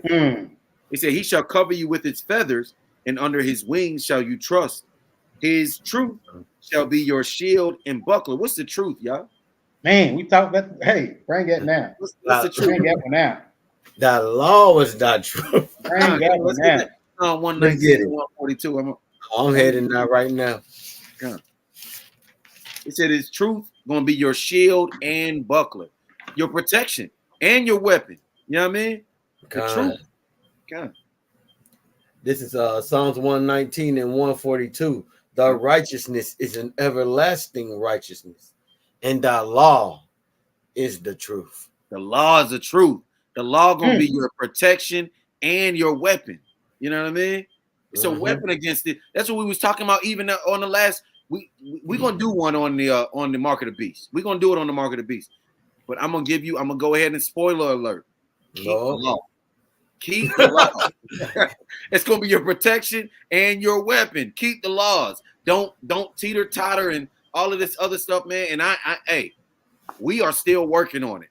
You know what I mean? Right. I'm still working on aspects of it, but my mind is made up. We are going to keep the law. We're going to keep the law. And that just my last little thing I'm gonna say is the Most High said that in the new covenant, Hebrews 8 and 8, Jeremiah 31 and 31, he said, look, I'm gonna put the laws in your hearts and in your mind. That's right. You're gonna become the law. You're not gonna be able to go off. You're gonna be keeping the law inadvertently. You're just gonna keep the law. You know what I mean? We're gonna be the law. We're gonna become the law. Right. That's right. And that's what we got to get to. That's what we got to get. He's going to one day, we're not even going to be able to go off. Right now, we got to make our mind up and say, okay, I'm going to keep the law. But soon, we're not even going to have to do that. We just going to keep the ones, the elect, we're going to keep the law. And we're going to make the other nations keep the law. We're going to be a standard. We're going to be that light. Again, that's the law to the other nations and to our brethren that, that may not understand. Oh, man, you just said, that's right. Not the laws. I'm gonna throw a precept on that real quick on Proverbs Okay. 3. Proverbs 3 and verse 1. Okay. Right on what brothers was talking about and everything, man. It says, "My son, forget not my law, but let thy heart keep my commandments." Right. Right? That's right. We got to keep that law, man. And what's Right. the first thing that we should do once we understand? We got to keep the law. We got to turn. We got to. Let me get one more, guys. I'm gonna get Psalms 119 and 59. Hey, while he's pulling that up, everybody, hey, Captain Chief giving you the hack for life right there. Giving you the hack for life, and you can't go wrong with that. With the most high gonna come back. He said, like, look, if we wrong, like it's about keeping the law. The Most High can't punish us. It's his word. You told us to do it. Look at he said, "Dang, you did more than I told you. I sent my son, and he took him away, but y'all still did him, right? Right. Come on, right. What are you gonna do? What are you gonna do then? Right. Be like, look, like Most High, I was confused. You told us to do it, and you know what I mean. But we know I didn't want to trust them. Yeah, we didn't want to. I don't want to disappoint you. You know what I mean? And right. We understand that ain't gonna happen because he's gonna say, "Well done, my good and faithful servant." You know what I mean? We're in our captivity and we're still striving. Excuse me. That's right. Hey, Chief, can I jump in before you give his? Go ahead. I'm trying to give you two of them. Hey, just to let me back on what we're talking about, Matthew 24 and 46. It says, "Blessed is that servant whom his Lord, when he cometh, shall find so doing." Like, think about that. But you can't get in trouble for doing good things, right? But it definitely says that, like, hey, if you do this, it's an abomination and you unclean. So when the Lord come back, you ain't gonna be like, let me just wait till evening and I'll be clean, then I can come with you. Right. Nah, it ain't happening like that. You gotta be found doing well when he comes, and doing good, not just, well, I believed I was doing good. Now you gotta be doing well. That's You've right. Gotta be good. And what is good, you know? That's right. The law again. Going back to back to the law again. You can't lose by keeping the law. Right. And it says, and it says that it's not grievous. Let me throw your precept. It always lead back to the law. All roads. Hey, you just said what is good. Let me go in there and throw one precept on that. Proverbs 4. Hear ye children the instruction of a father, and attend to no understanding. For I give good doctrine. Good doctrine. You not my law. That's right. That's right. That's right. Come. Hey, let me slide one in there real quick, y'all. Because if the laws are done away with, then what is the Most High going to judge people on in the last days? You know what I mean? Right. Did you say it? Did you say Jesus saved me, or whatever they say that that's all you got to do? I washed in the blood. Yeah. Now you're saved. That's all you got to do. Church. Yeah. That's what I was told. Churchianity. Let me get Sirach 46 and 14. It says, "By the law of the Lord he judged the congregation, and the Lord had respect unto Jacob." That's right. We gotta respect our persons. The Lord had respect unto Jacob because we was keeping the law. That's right. We obeyed him. You know what I mean? That's right. All praise to the Most High. Hey, I got a priest. Man, that quick on that trigger tonight. Like, them brothers pulling. Chief, like, man, I got two. Like Globetrotters, like his Chief done tossed the ball up in the air. Then I done went behind the back the cap. Right. Brothers throwing it out there. I'm between the legs, you know what I mean? Right. There's like, write them down. All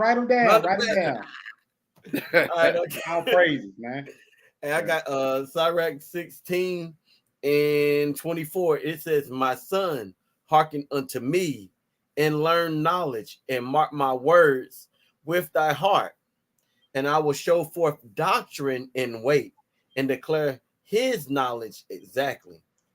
The works of the Lord are done in judgment from the beginning, and from the time he made them, he disposed the parts thereof. it's just saying he gave it to you for a good reason. That's right. Like it's in the book of wisdom, because that's what Sirach is. Like if you look at the prologue, it tells you this is just a lot of wisdom that came from a lot of people through Israel. So the elders gave wisdom, just like they said, like it's wisdom is doubled, right? That's right. Like it's if you a man that gives good wisdom, like it's he'll be able to add to it.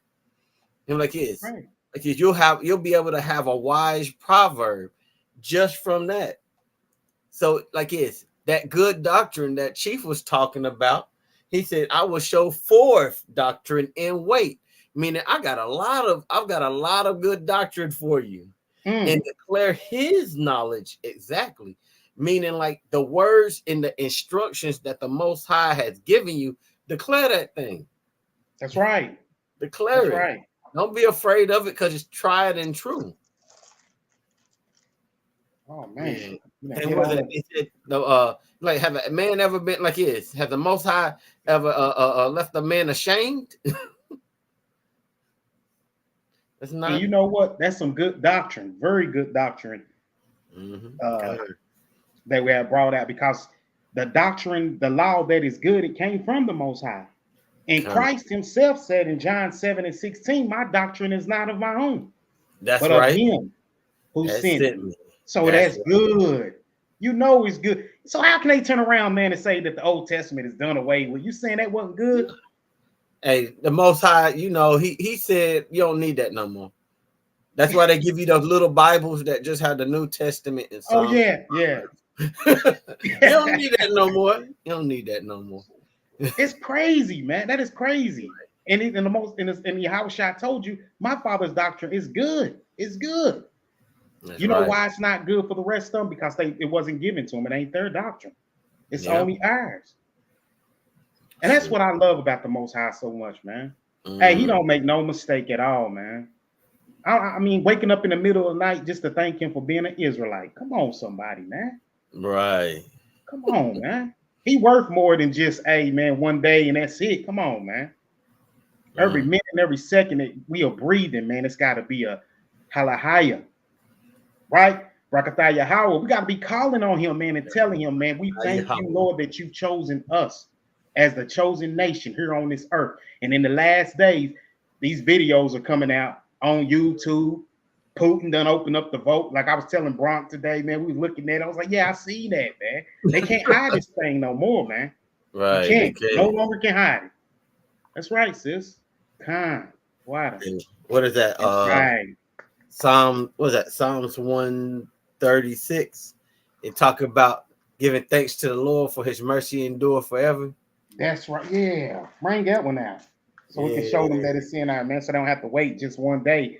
They're automatically getting on every minute, every second you got. Just thank the Most High, man. Whether you be at work, whether you be at home, no matter where you may be, in the car. You know what I'm saying? Just give Him praise and give Him glory, man. Thank Him, man. Right? Shoot. Some of us, man, should have been dead a long time ago, man. Some of us. But He had mercy enough to say, you know what? Even though you was in a spot where you knew you shouldn't have been, and He still showed you mercy and said, I covered you so you can be here today under this truth. Boy, don't tell me, man, we don't serve the Most High who's unconditional love towards His people, man. Yeah. Come on, man. God. Hey, I just want to read that real quick. I'm going to read the beginning and I'm going to read the beginning of it because, hey, go back when y'all have time and read this yourself because it's a lot. I could read this, but like I want to go into it. I'll be here all day just reminiscing on how good the Most High been to us. So this is welcome back, Cap. Welcome back. Salat, y'all. Man, you good? I don't know if it's my internet provider or what's going on, man. I think I got a lot of kids on the internet, man. I got to get them, you know what I mean? I feel you. I know how that can be. I used to work for an internet provider, so I know I know what the issues that we going on. Yeah, man. Sheesh. Yeah. But I'm right back like I left some, y'all. I'm about to read Psalms 136 and 1 real quick. Okay, this is Psalms 136:1. It says, "Oh, give thanks unto the Lord, for he is good." Hey, that's another one. What is Yep. good? Good. He is good, for his mercy endure forever. And as you read through this, it gives you an account of all the things that he did. Like it talks about how he gives you food, he put the sun and the stars in the sky. He made you, he took you out of Egypt. Like it just goes into him providing for you all these things. I'm sure David could have made this thing last forever. He could have wrote this song and it could have just went on. Could have been like that, like when you were little, the song that never ends. That's how it could have been. That's right. Because That's the right. Most High is that good to us that we can't even number it. We can't That's number the right. things He good for us. We can't even number the days of like how many days he done good for us. Man, Everything good come from the Most High, man. Everything good right. come from above. That's All right. praises to the Most High, man. That's why it's That's like thankful what General, he Thursday. just brought that out. Go read that whole thing, man. Because it's funny to me that they can say the Lord is good. Do you understand what you're saying when you say when these churches be screaming out the Lord is good? He's good, all right. But guess who he's good to? He's good to his people, man. There he is. He's good to his people. That's why we can say the Lord is good, because he's our Lord. Don't no other nation know him. Just because they gathering and screaming and fainting on floors and running around dancing, and I saw one of the singers moonwalking in church. Oh, did you saw that one where he was Shaman? Yeah, I'm shaking my head going, a joke, man. Man, Psalm 73. Psalm 73. Psalm 73. And 1. There it is. Psalm 73 and 1. Truly, God is good to Israel, even to such as are of a clean heart. See that? Nowhere else you find the Bible saying he's good to another nation of people. If you find that, please leave it in the comment section, man, so we can see it. Because it's nowhere in the Bible. He's good to Israel. I don't think a lot of people understand how much he loves Israel, man. Man, he had to love us for all that backsliding, and I'm telling you, hell, we stiff neck. We don't wrote a divorce like we leaving you. We're going out here to serve them guys that are not gods. Leave the living God to go serve a non-living. That don't make no sense. That thing's so strong, we can't even get rid of it today, man. We got so many of our people trapped with that thing. Man, Christianity is the root of all evil. That's right. I'm telling you. That's what like it's. And then to think that you had prophets back in the day, had a mighty prophet. I'm gonna see if the people know who I'm talking about. Had a mighty prophet that came to his people. He's and he said, "Hey, if your God got some power, show it." He said, "Show this power." And he's like, "Yes." And the people, like yes, and the people, the wicked people, danced around all the offering, and then nothing happened. And he was sitting over there taunting them. Oh, I guess your guy sleep. I guess he's chilling. He said, "BRB." He said, "Be right back." And then he went up there, wet the whole thing, soaked everything in water, and then he called down fire from heaven, and it incinerated even the dust. Cap General, you just made a great point for people if they was paying attention. You said it was like a competition. Let's see who God is God. So the one that called upon the Lord, why didn't the Lord answer him? If all of us can call on the name of the Lord, anyone can call on the name of the Lord. Why didn't the Lord answer him when he sent it up like he didn't answer Cain? Right. So we got to understand the situation here, man. Is we got to get out our emotions and stuff and saying that the Lord loves everybody. He would answer this man, and yet here's a prophet right here who said throw 3 buckets, soaked it in water. A proven fact, knowing that the Most High is going to answer him because he knows the Most High. That's so right. How can the Most High answer people who don't know him? But he answered the one that does know him, because Israel knows the Most High. All praises to the Most High for that thing, man. And that'll never change. Man. All praise. That's a good point that you brought out. That's a good, very good point. We got a little right here. Oh yeah, here we go. Hey, this is Psalms 136. Hey, it's the beauty of it. Like and he have redeemed us from our end. That's so funny is that I was reading over that. I was like, and I ain't gonna bring all that out. I said, I like it because I could have kept going and going. It reads, and he have redeemed us from our enemy, for his mercy endure forever. Going down to 14. Yeah. And bring that up right here. And it says, I will praise thee, for I am fearful. Oh, let me give that. That's because that's Psalms 139 and 14. I will praise thee, for I am fearful and wonderfully made. Man, I don't know how many times I heard that when I was in the Christian church, but these people don't understand anything about that. No. Marvelous are thy works, and that my soul knoweth right well. Look at that. Look at that. We starting to get them fearfully and wonderfully made. What does that mean? What does that mean? They'll quote it, but they don't know what that means. Fearful of what?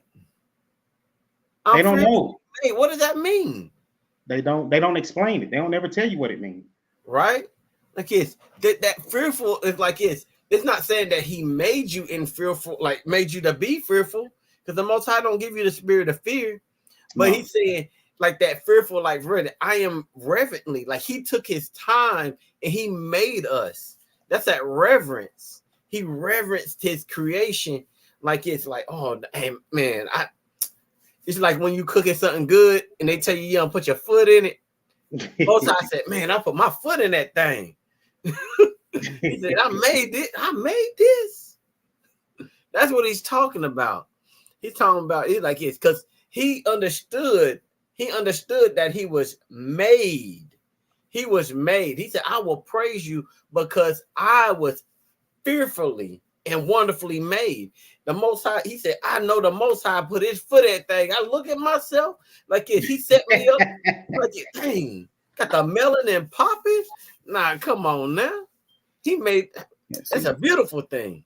That's right. That's a beautiful thing. We got 1, 2. Also, we've been talking about that pleasing. You can't. That's right. That's right. See that? That's right. Hebrews 13 and 15. By him, therefore, let us offer the sacrifice of praise to God continually. That is the fruit of our lips, giving thanks to his name. That's right. That's what we got to do. What did Cap name this? He named it Thankful Thursday. Thankful Thursday. What do you do? So that's what we got to do. We got to be thankful. And we missed one on Bills. Dang, we lost them. Oh, okay. I can grab that real quick. Yeah. Hey, thank the Most High. My voice done came back. It was going out. Yeah, man. I was sipping this tea. Yeah, that's the rib done made. So, you know. Okay, this is 2 Timothy 1 and 7. For God have not given us the spirit of fear. Hey, that's on point right there. On point. That's on point right there, Brother Bill. For God have not given us the spirit of fear, but of power. Like it's of strength and of love and of a sound mind. Sound mind. Man, hey, it's gonna touch a lot of that make you want to eat the whole roll right there. That's right. That's right. Hey, it's easy to say that, like what General brought out and said with the church, how they done taught us and everything, man. But when your tests, when your trials truly come, man, let's see if you're willing to stand for the Most High through it all. If you're willing to trust Him, man. Trust. It ain't something that you can just say, man. It's gonna be weighed by your action. That's right. So trust in the Lord, man. Let's not get weighed by what the Eclipse they talking about and everything. Man, if we don't trust in the Lord and He protect us, man, we might as well go on back out there in the world, Jenna. We might as well stop keeping, you know what I'm saying? We might as well just be out there. Hey, that ain't gonna happen though. They ain't gonna happen. Good Lord. Hey, the Most High would have to do that because I my flesh ain't even got it in me. In me to turn around. Ain't no away. turning back. Not you just gave me a good precept. Hey, I got one. I got one right here. Which Timothy. one? First, it's in 2 Timothy. It's 2:10. It says, "Therefore I endure all things for the elect's sake, that they may also attain the salvation which is in Christ Jesus, or Mashiach Yahushai, for eternal glory." Like I like this. We do what we go through all things. We deal with all of this for the elect's sake. The elect are those who are listening to his word. That's right. Israel is the Most High's elect, but only 1/3 of us gonna make it. That's it. That's it. That's it. Man. So let me back off that. What he talking about looking back. Luke 9:62, and Yahushua said unto him, no man having put his hand to the plow and looking back is fit for the kingdom of God. We can't look back. Now is not the time to throw in the towel. Come on, man. Let's keep getting up for rounds. Right. Like you on the last leg of the race and you just gonna sit down. Yeah. Come on. And then what's gonna happen is that, like, if anybody done played sports or ran track or anything, let you do something for a long time and then just stop. Do some running and then just stop. Watch it. It's gonna be hard to get back into back up.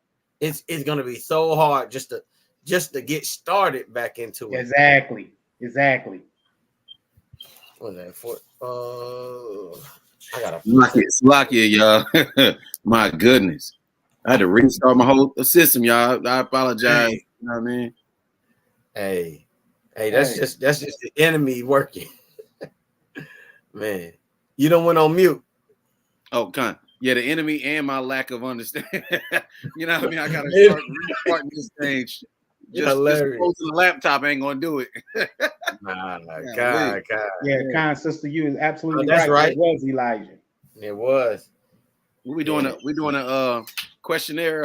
Hey, you done got that started. You done got that started, Cap. That's dope. Yeah, hey, this is good. That's good.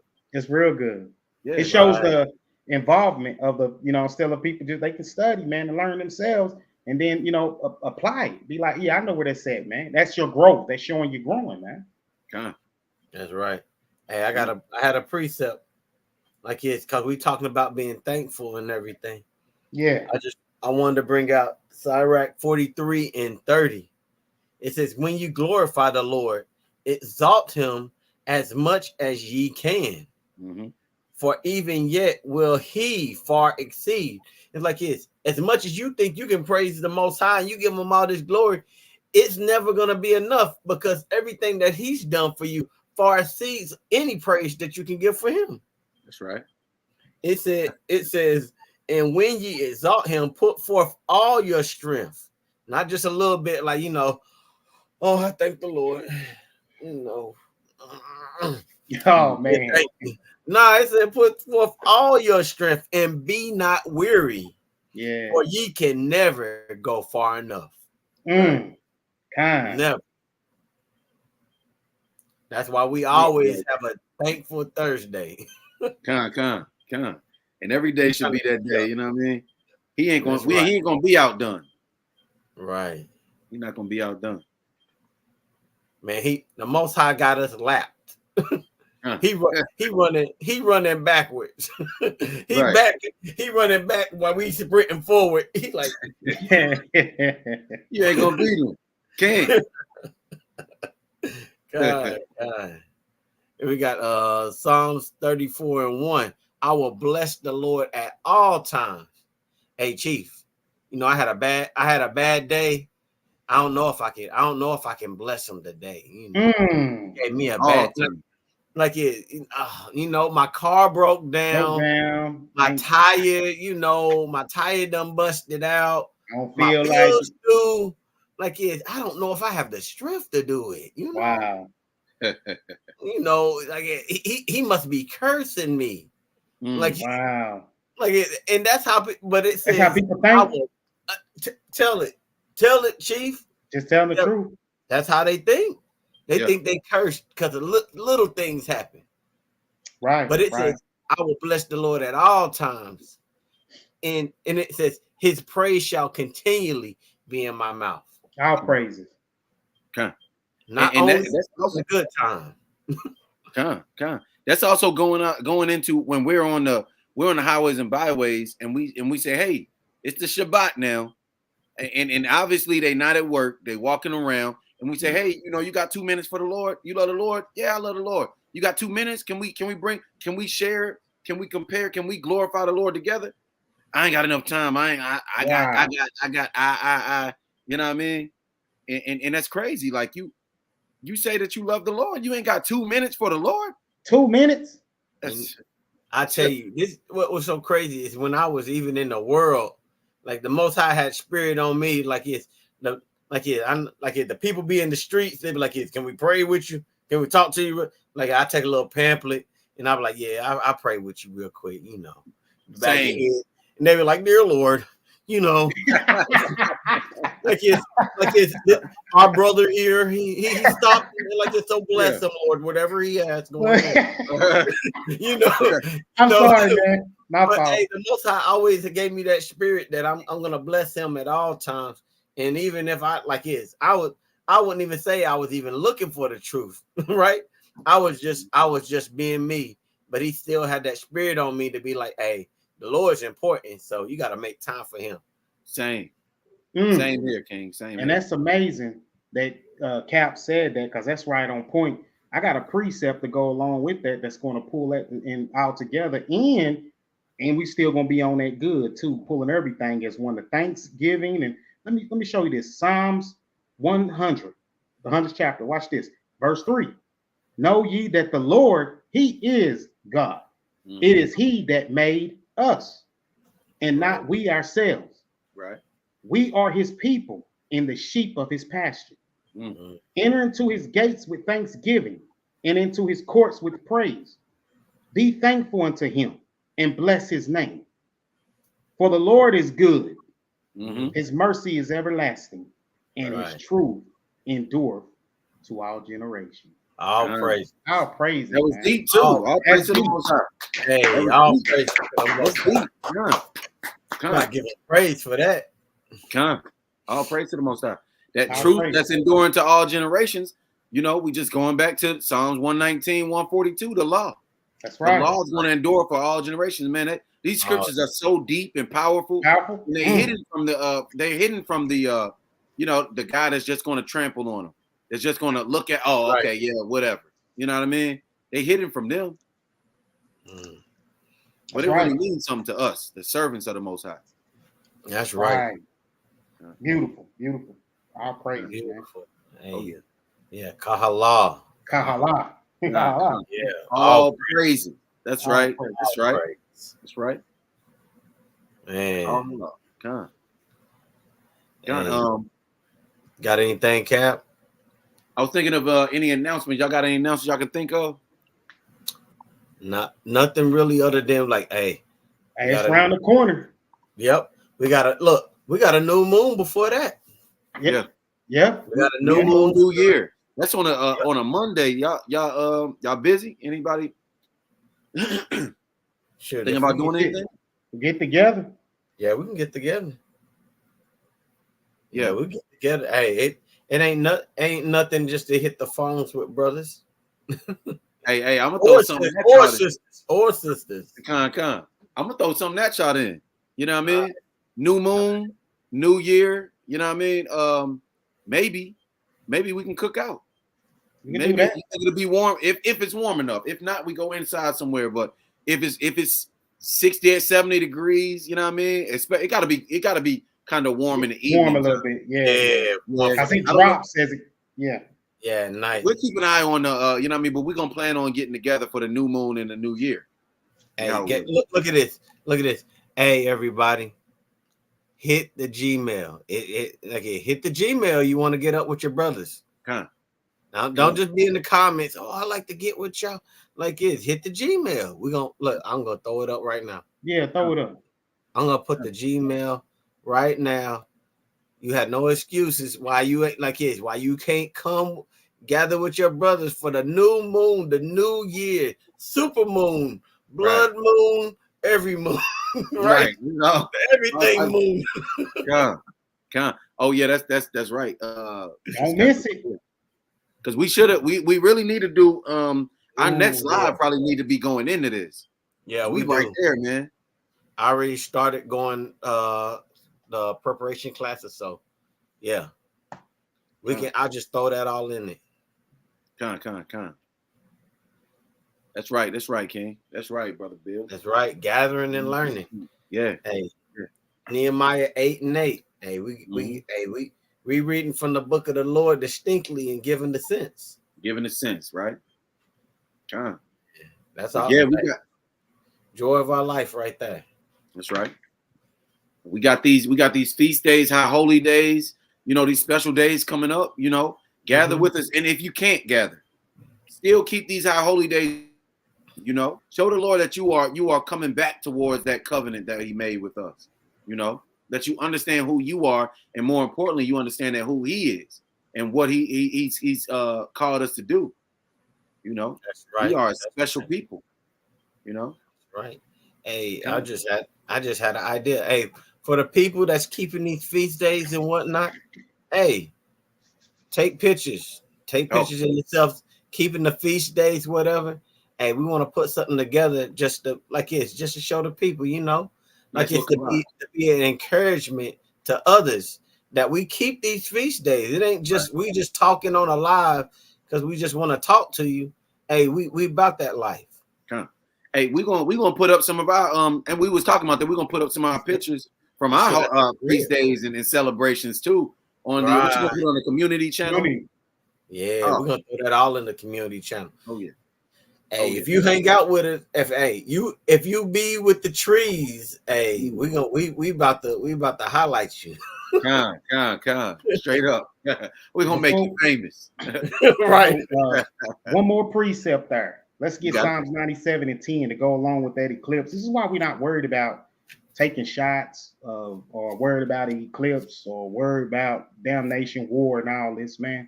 Gotcha. Because like General Captain saying, this book is beautiful. It's powerful. If you understand this book, man, how much better off you going to be, right? So we ain't worried about the eclipse, new moon, whatever. We're going to read what the Bible says, man. This is why we're not worried, man. Hey, this is Psalms 97:10. Ye that love the Lord hate evil. Mm-hmm. He preserveth the souls of his saints. He delivered them out of the hand of the wicked.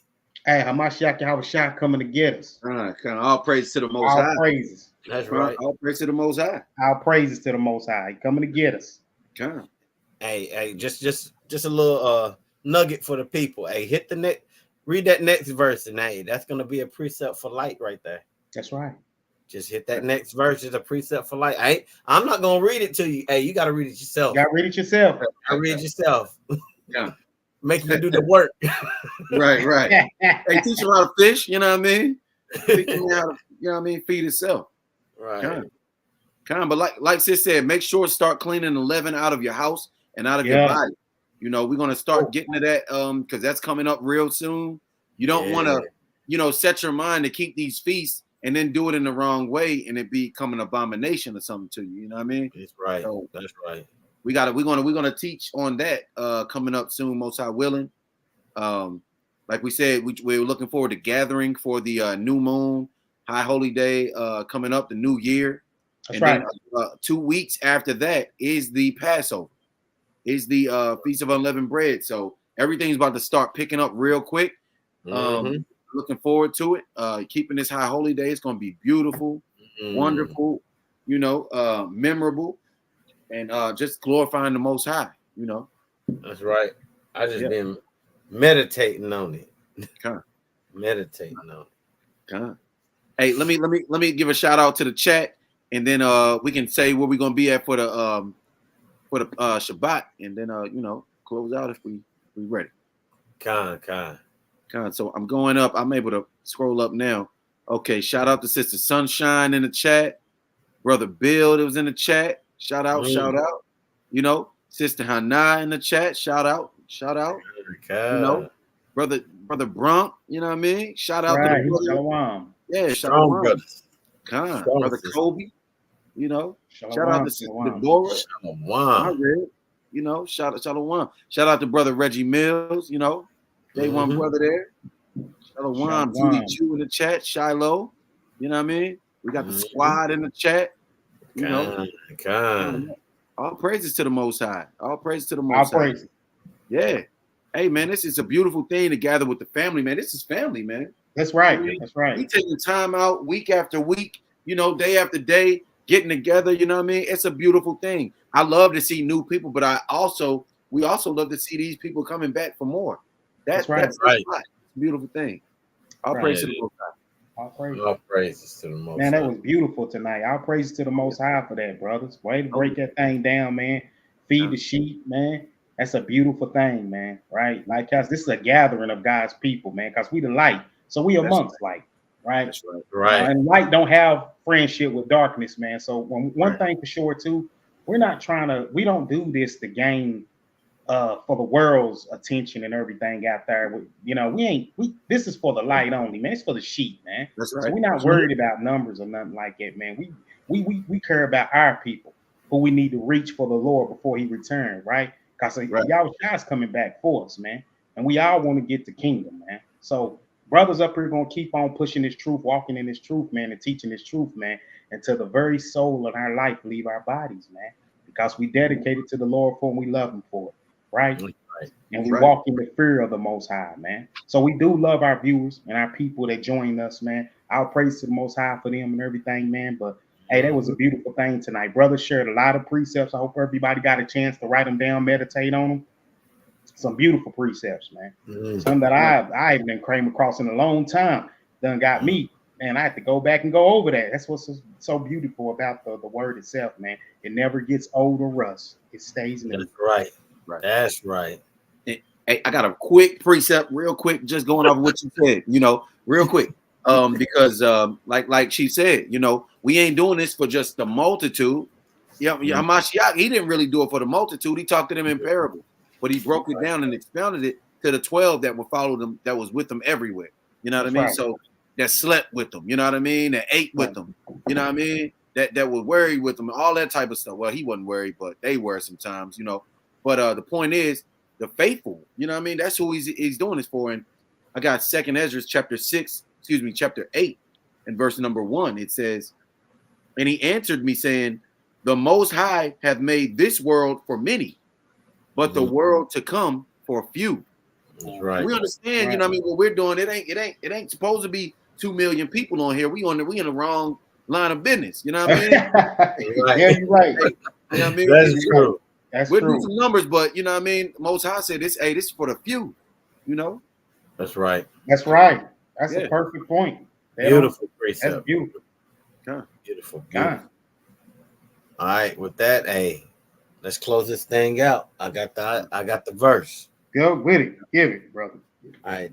This is Isaiah 61:3. To appoint unto them that mourn in Zion, to give unto them beauty for ashes, the oil of joy for mourning, the garment of praise for the spirit of heaviness, that they might be called trees of righteousness, the planting of the Lord, that He might be glorified. That's right. That's right. All praise to the Most High, you know. All praise to the Most High. One last thought, y'all. One last thought. I want to give a shout out to everybody that came to camp last week in my absence. You know, brothers that hadn't been there in a while, and you know what I mean, we just welcome y'all whenever y'all ready to come. We may be back at the same spot. Holston Shopping Center. Come on out, fellowship with the brothers on the Shabbat. Yeah, shout out to Chris too, Tony Gunn. You know what I'm saying? Brothers that showed up. That's a beautiful thing. Kobe, brother showed up, put in some later bricks. So I'll praise to the Most High, man. I'll praise to the Most High. With that being said, Israel, I'm Captain Jehu. And I'm Chief Yameh. I'm General Hezekiah. We're the trees of righteousness. Shalom, Israel. T.O.R in the building. We be trees. We be trees. Be the trees. Trees. Trees in the house, baby. Shalom, Israel. Shalom. God.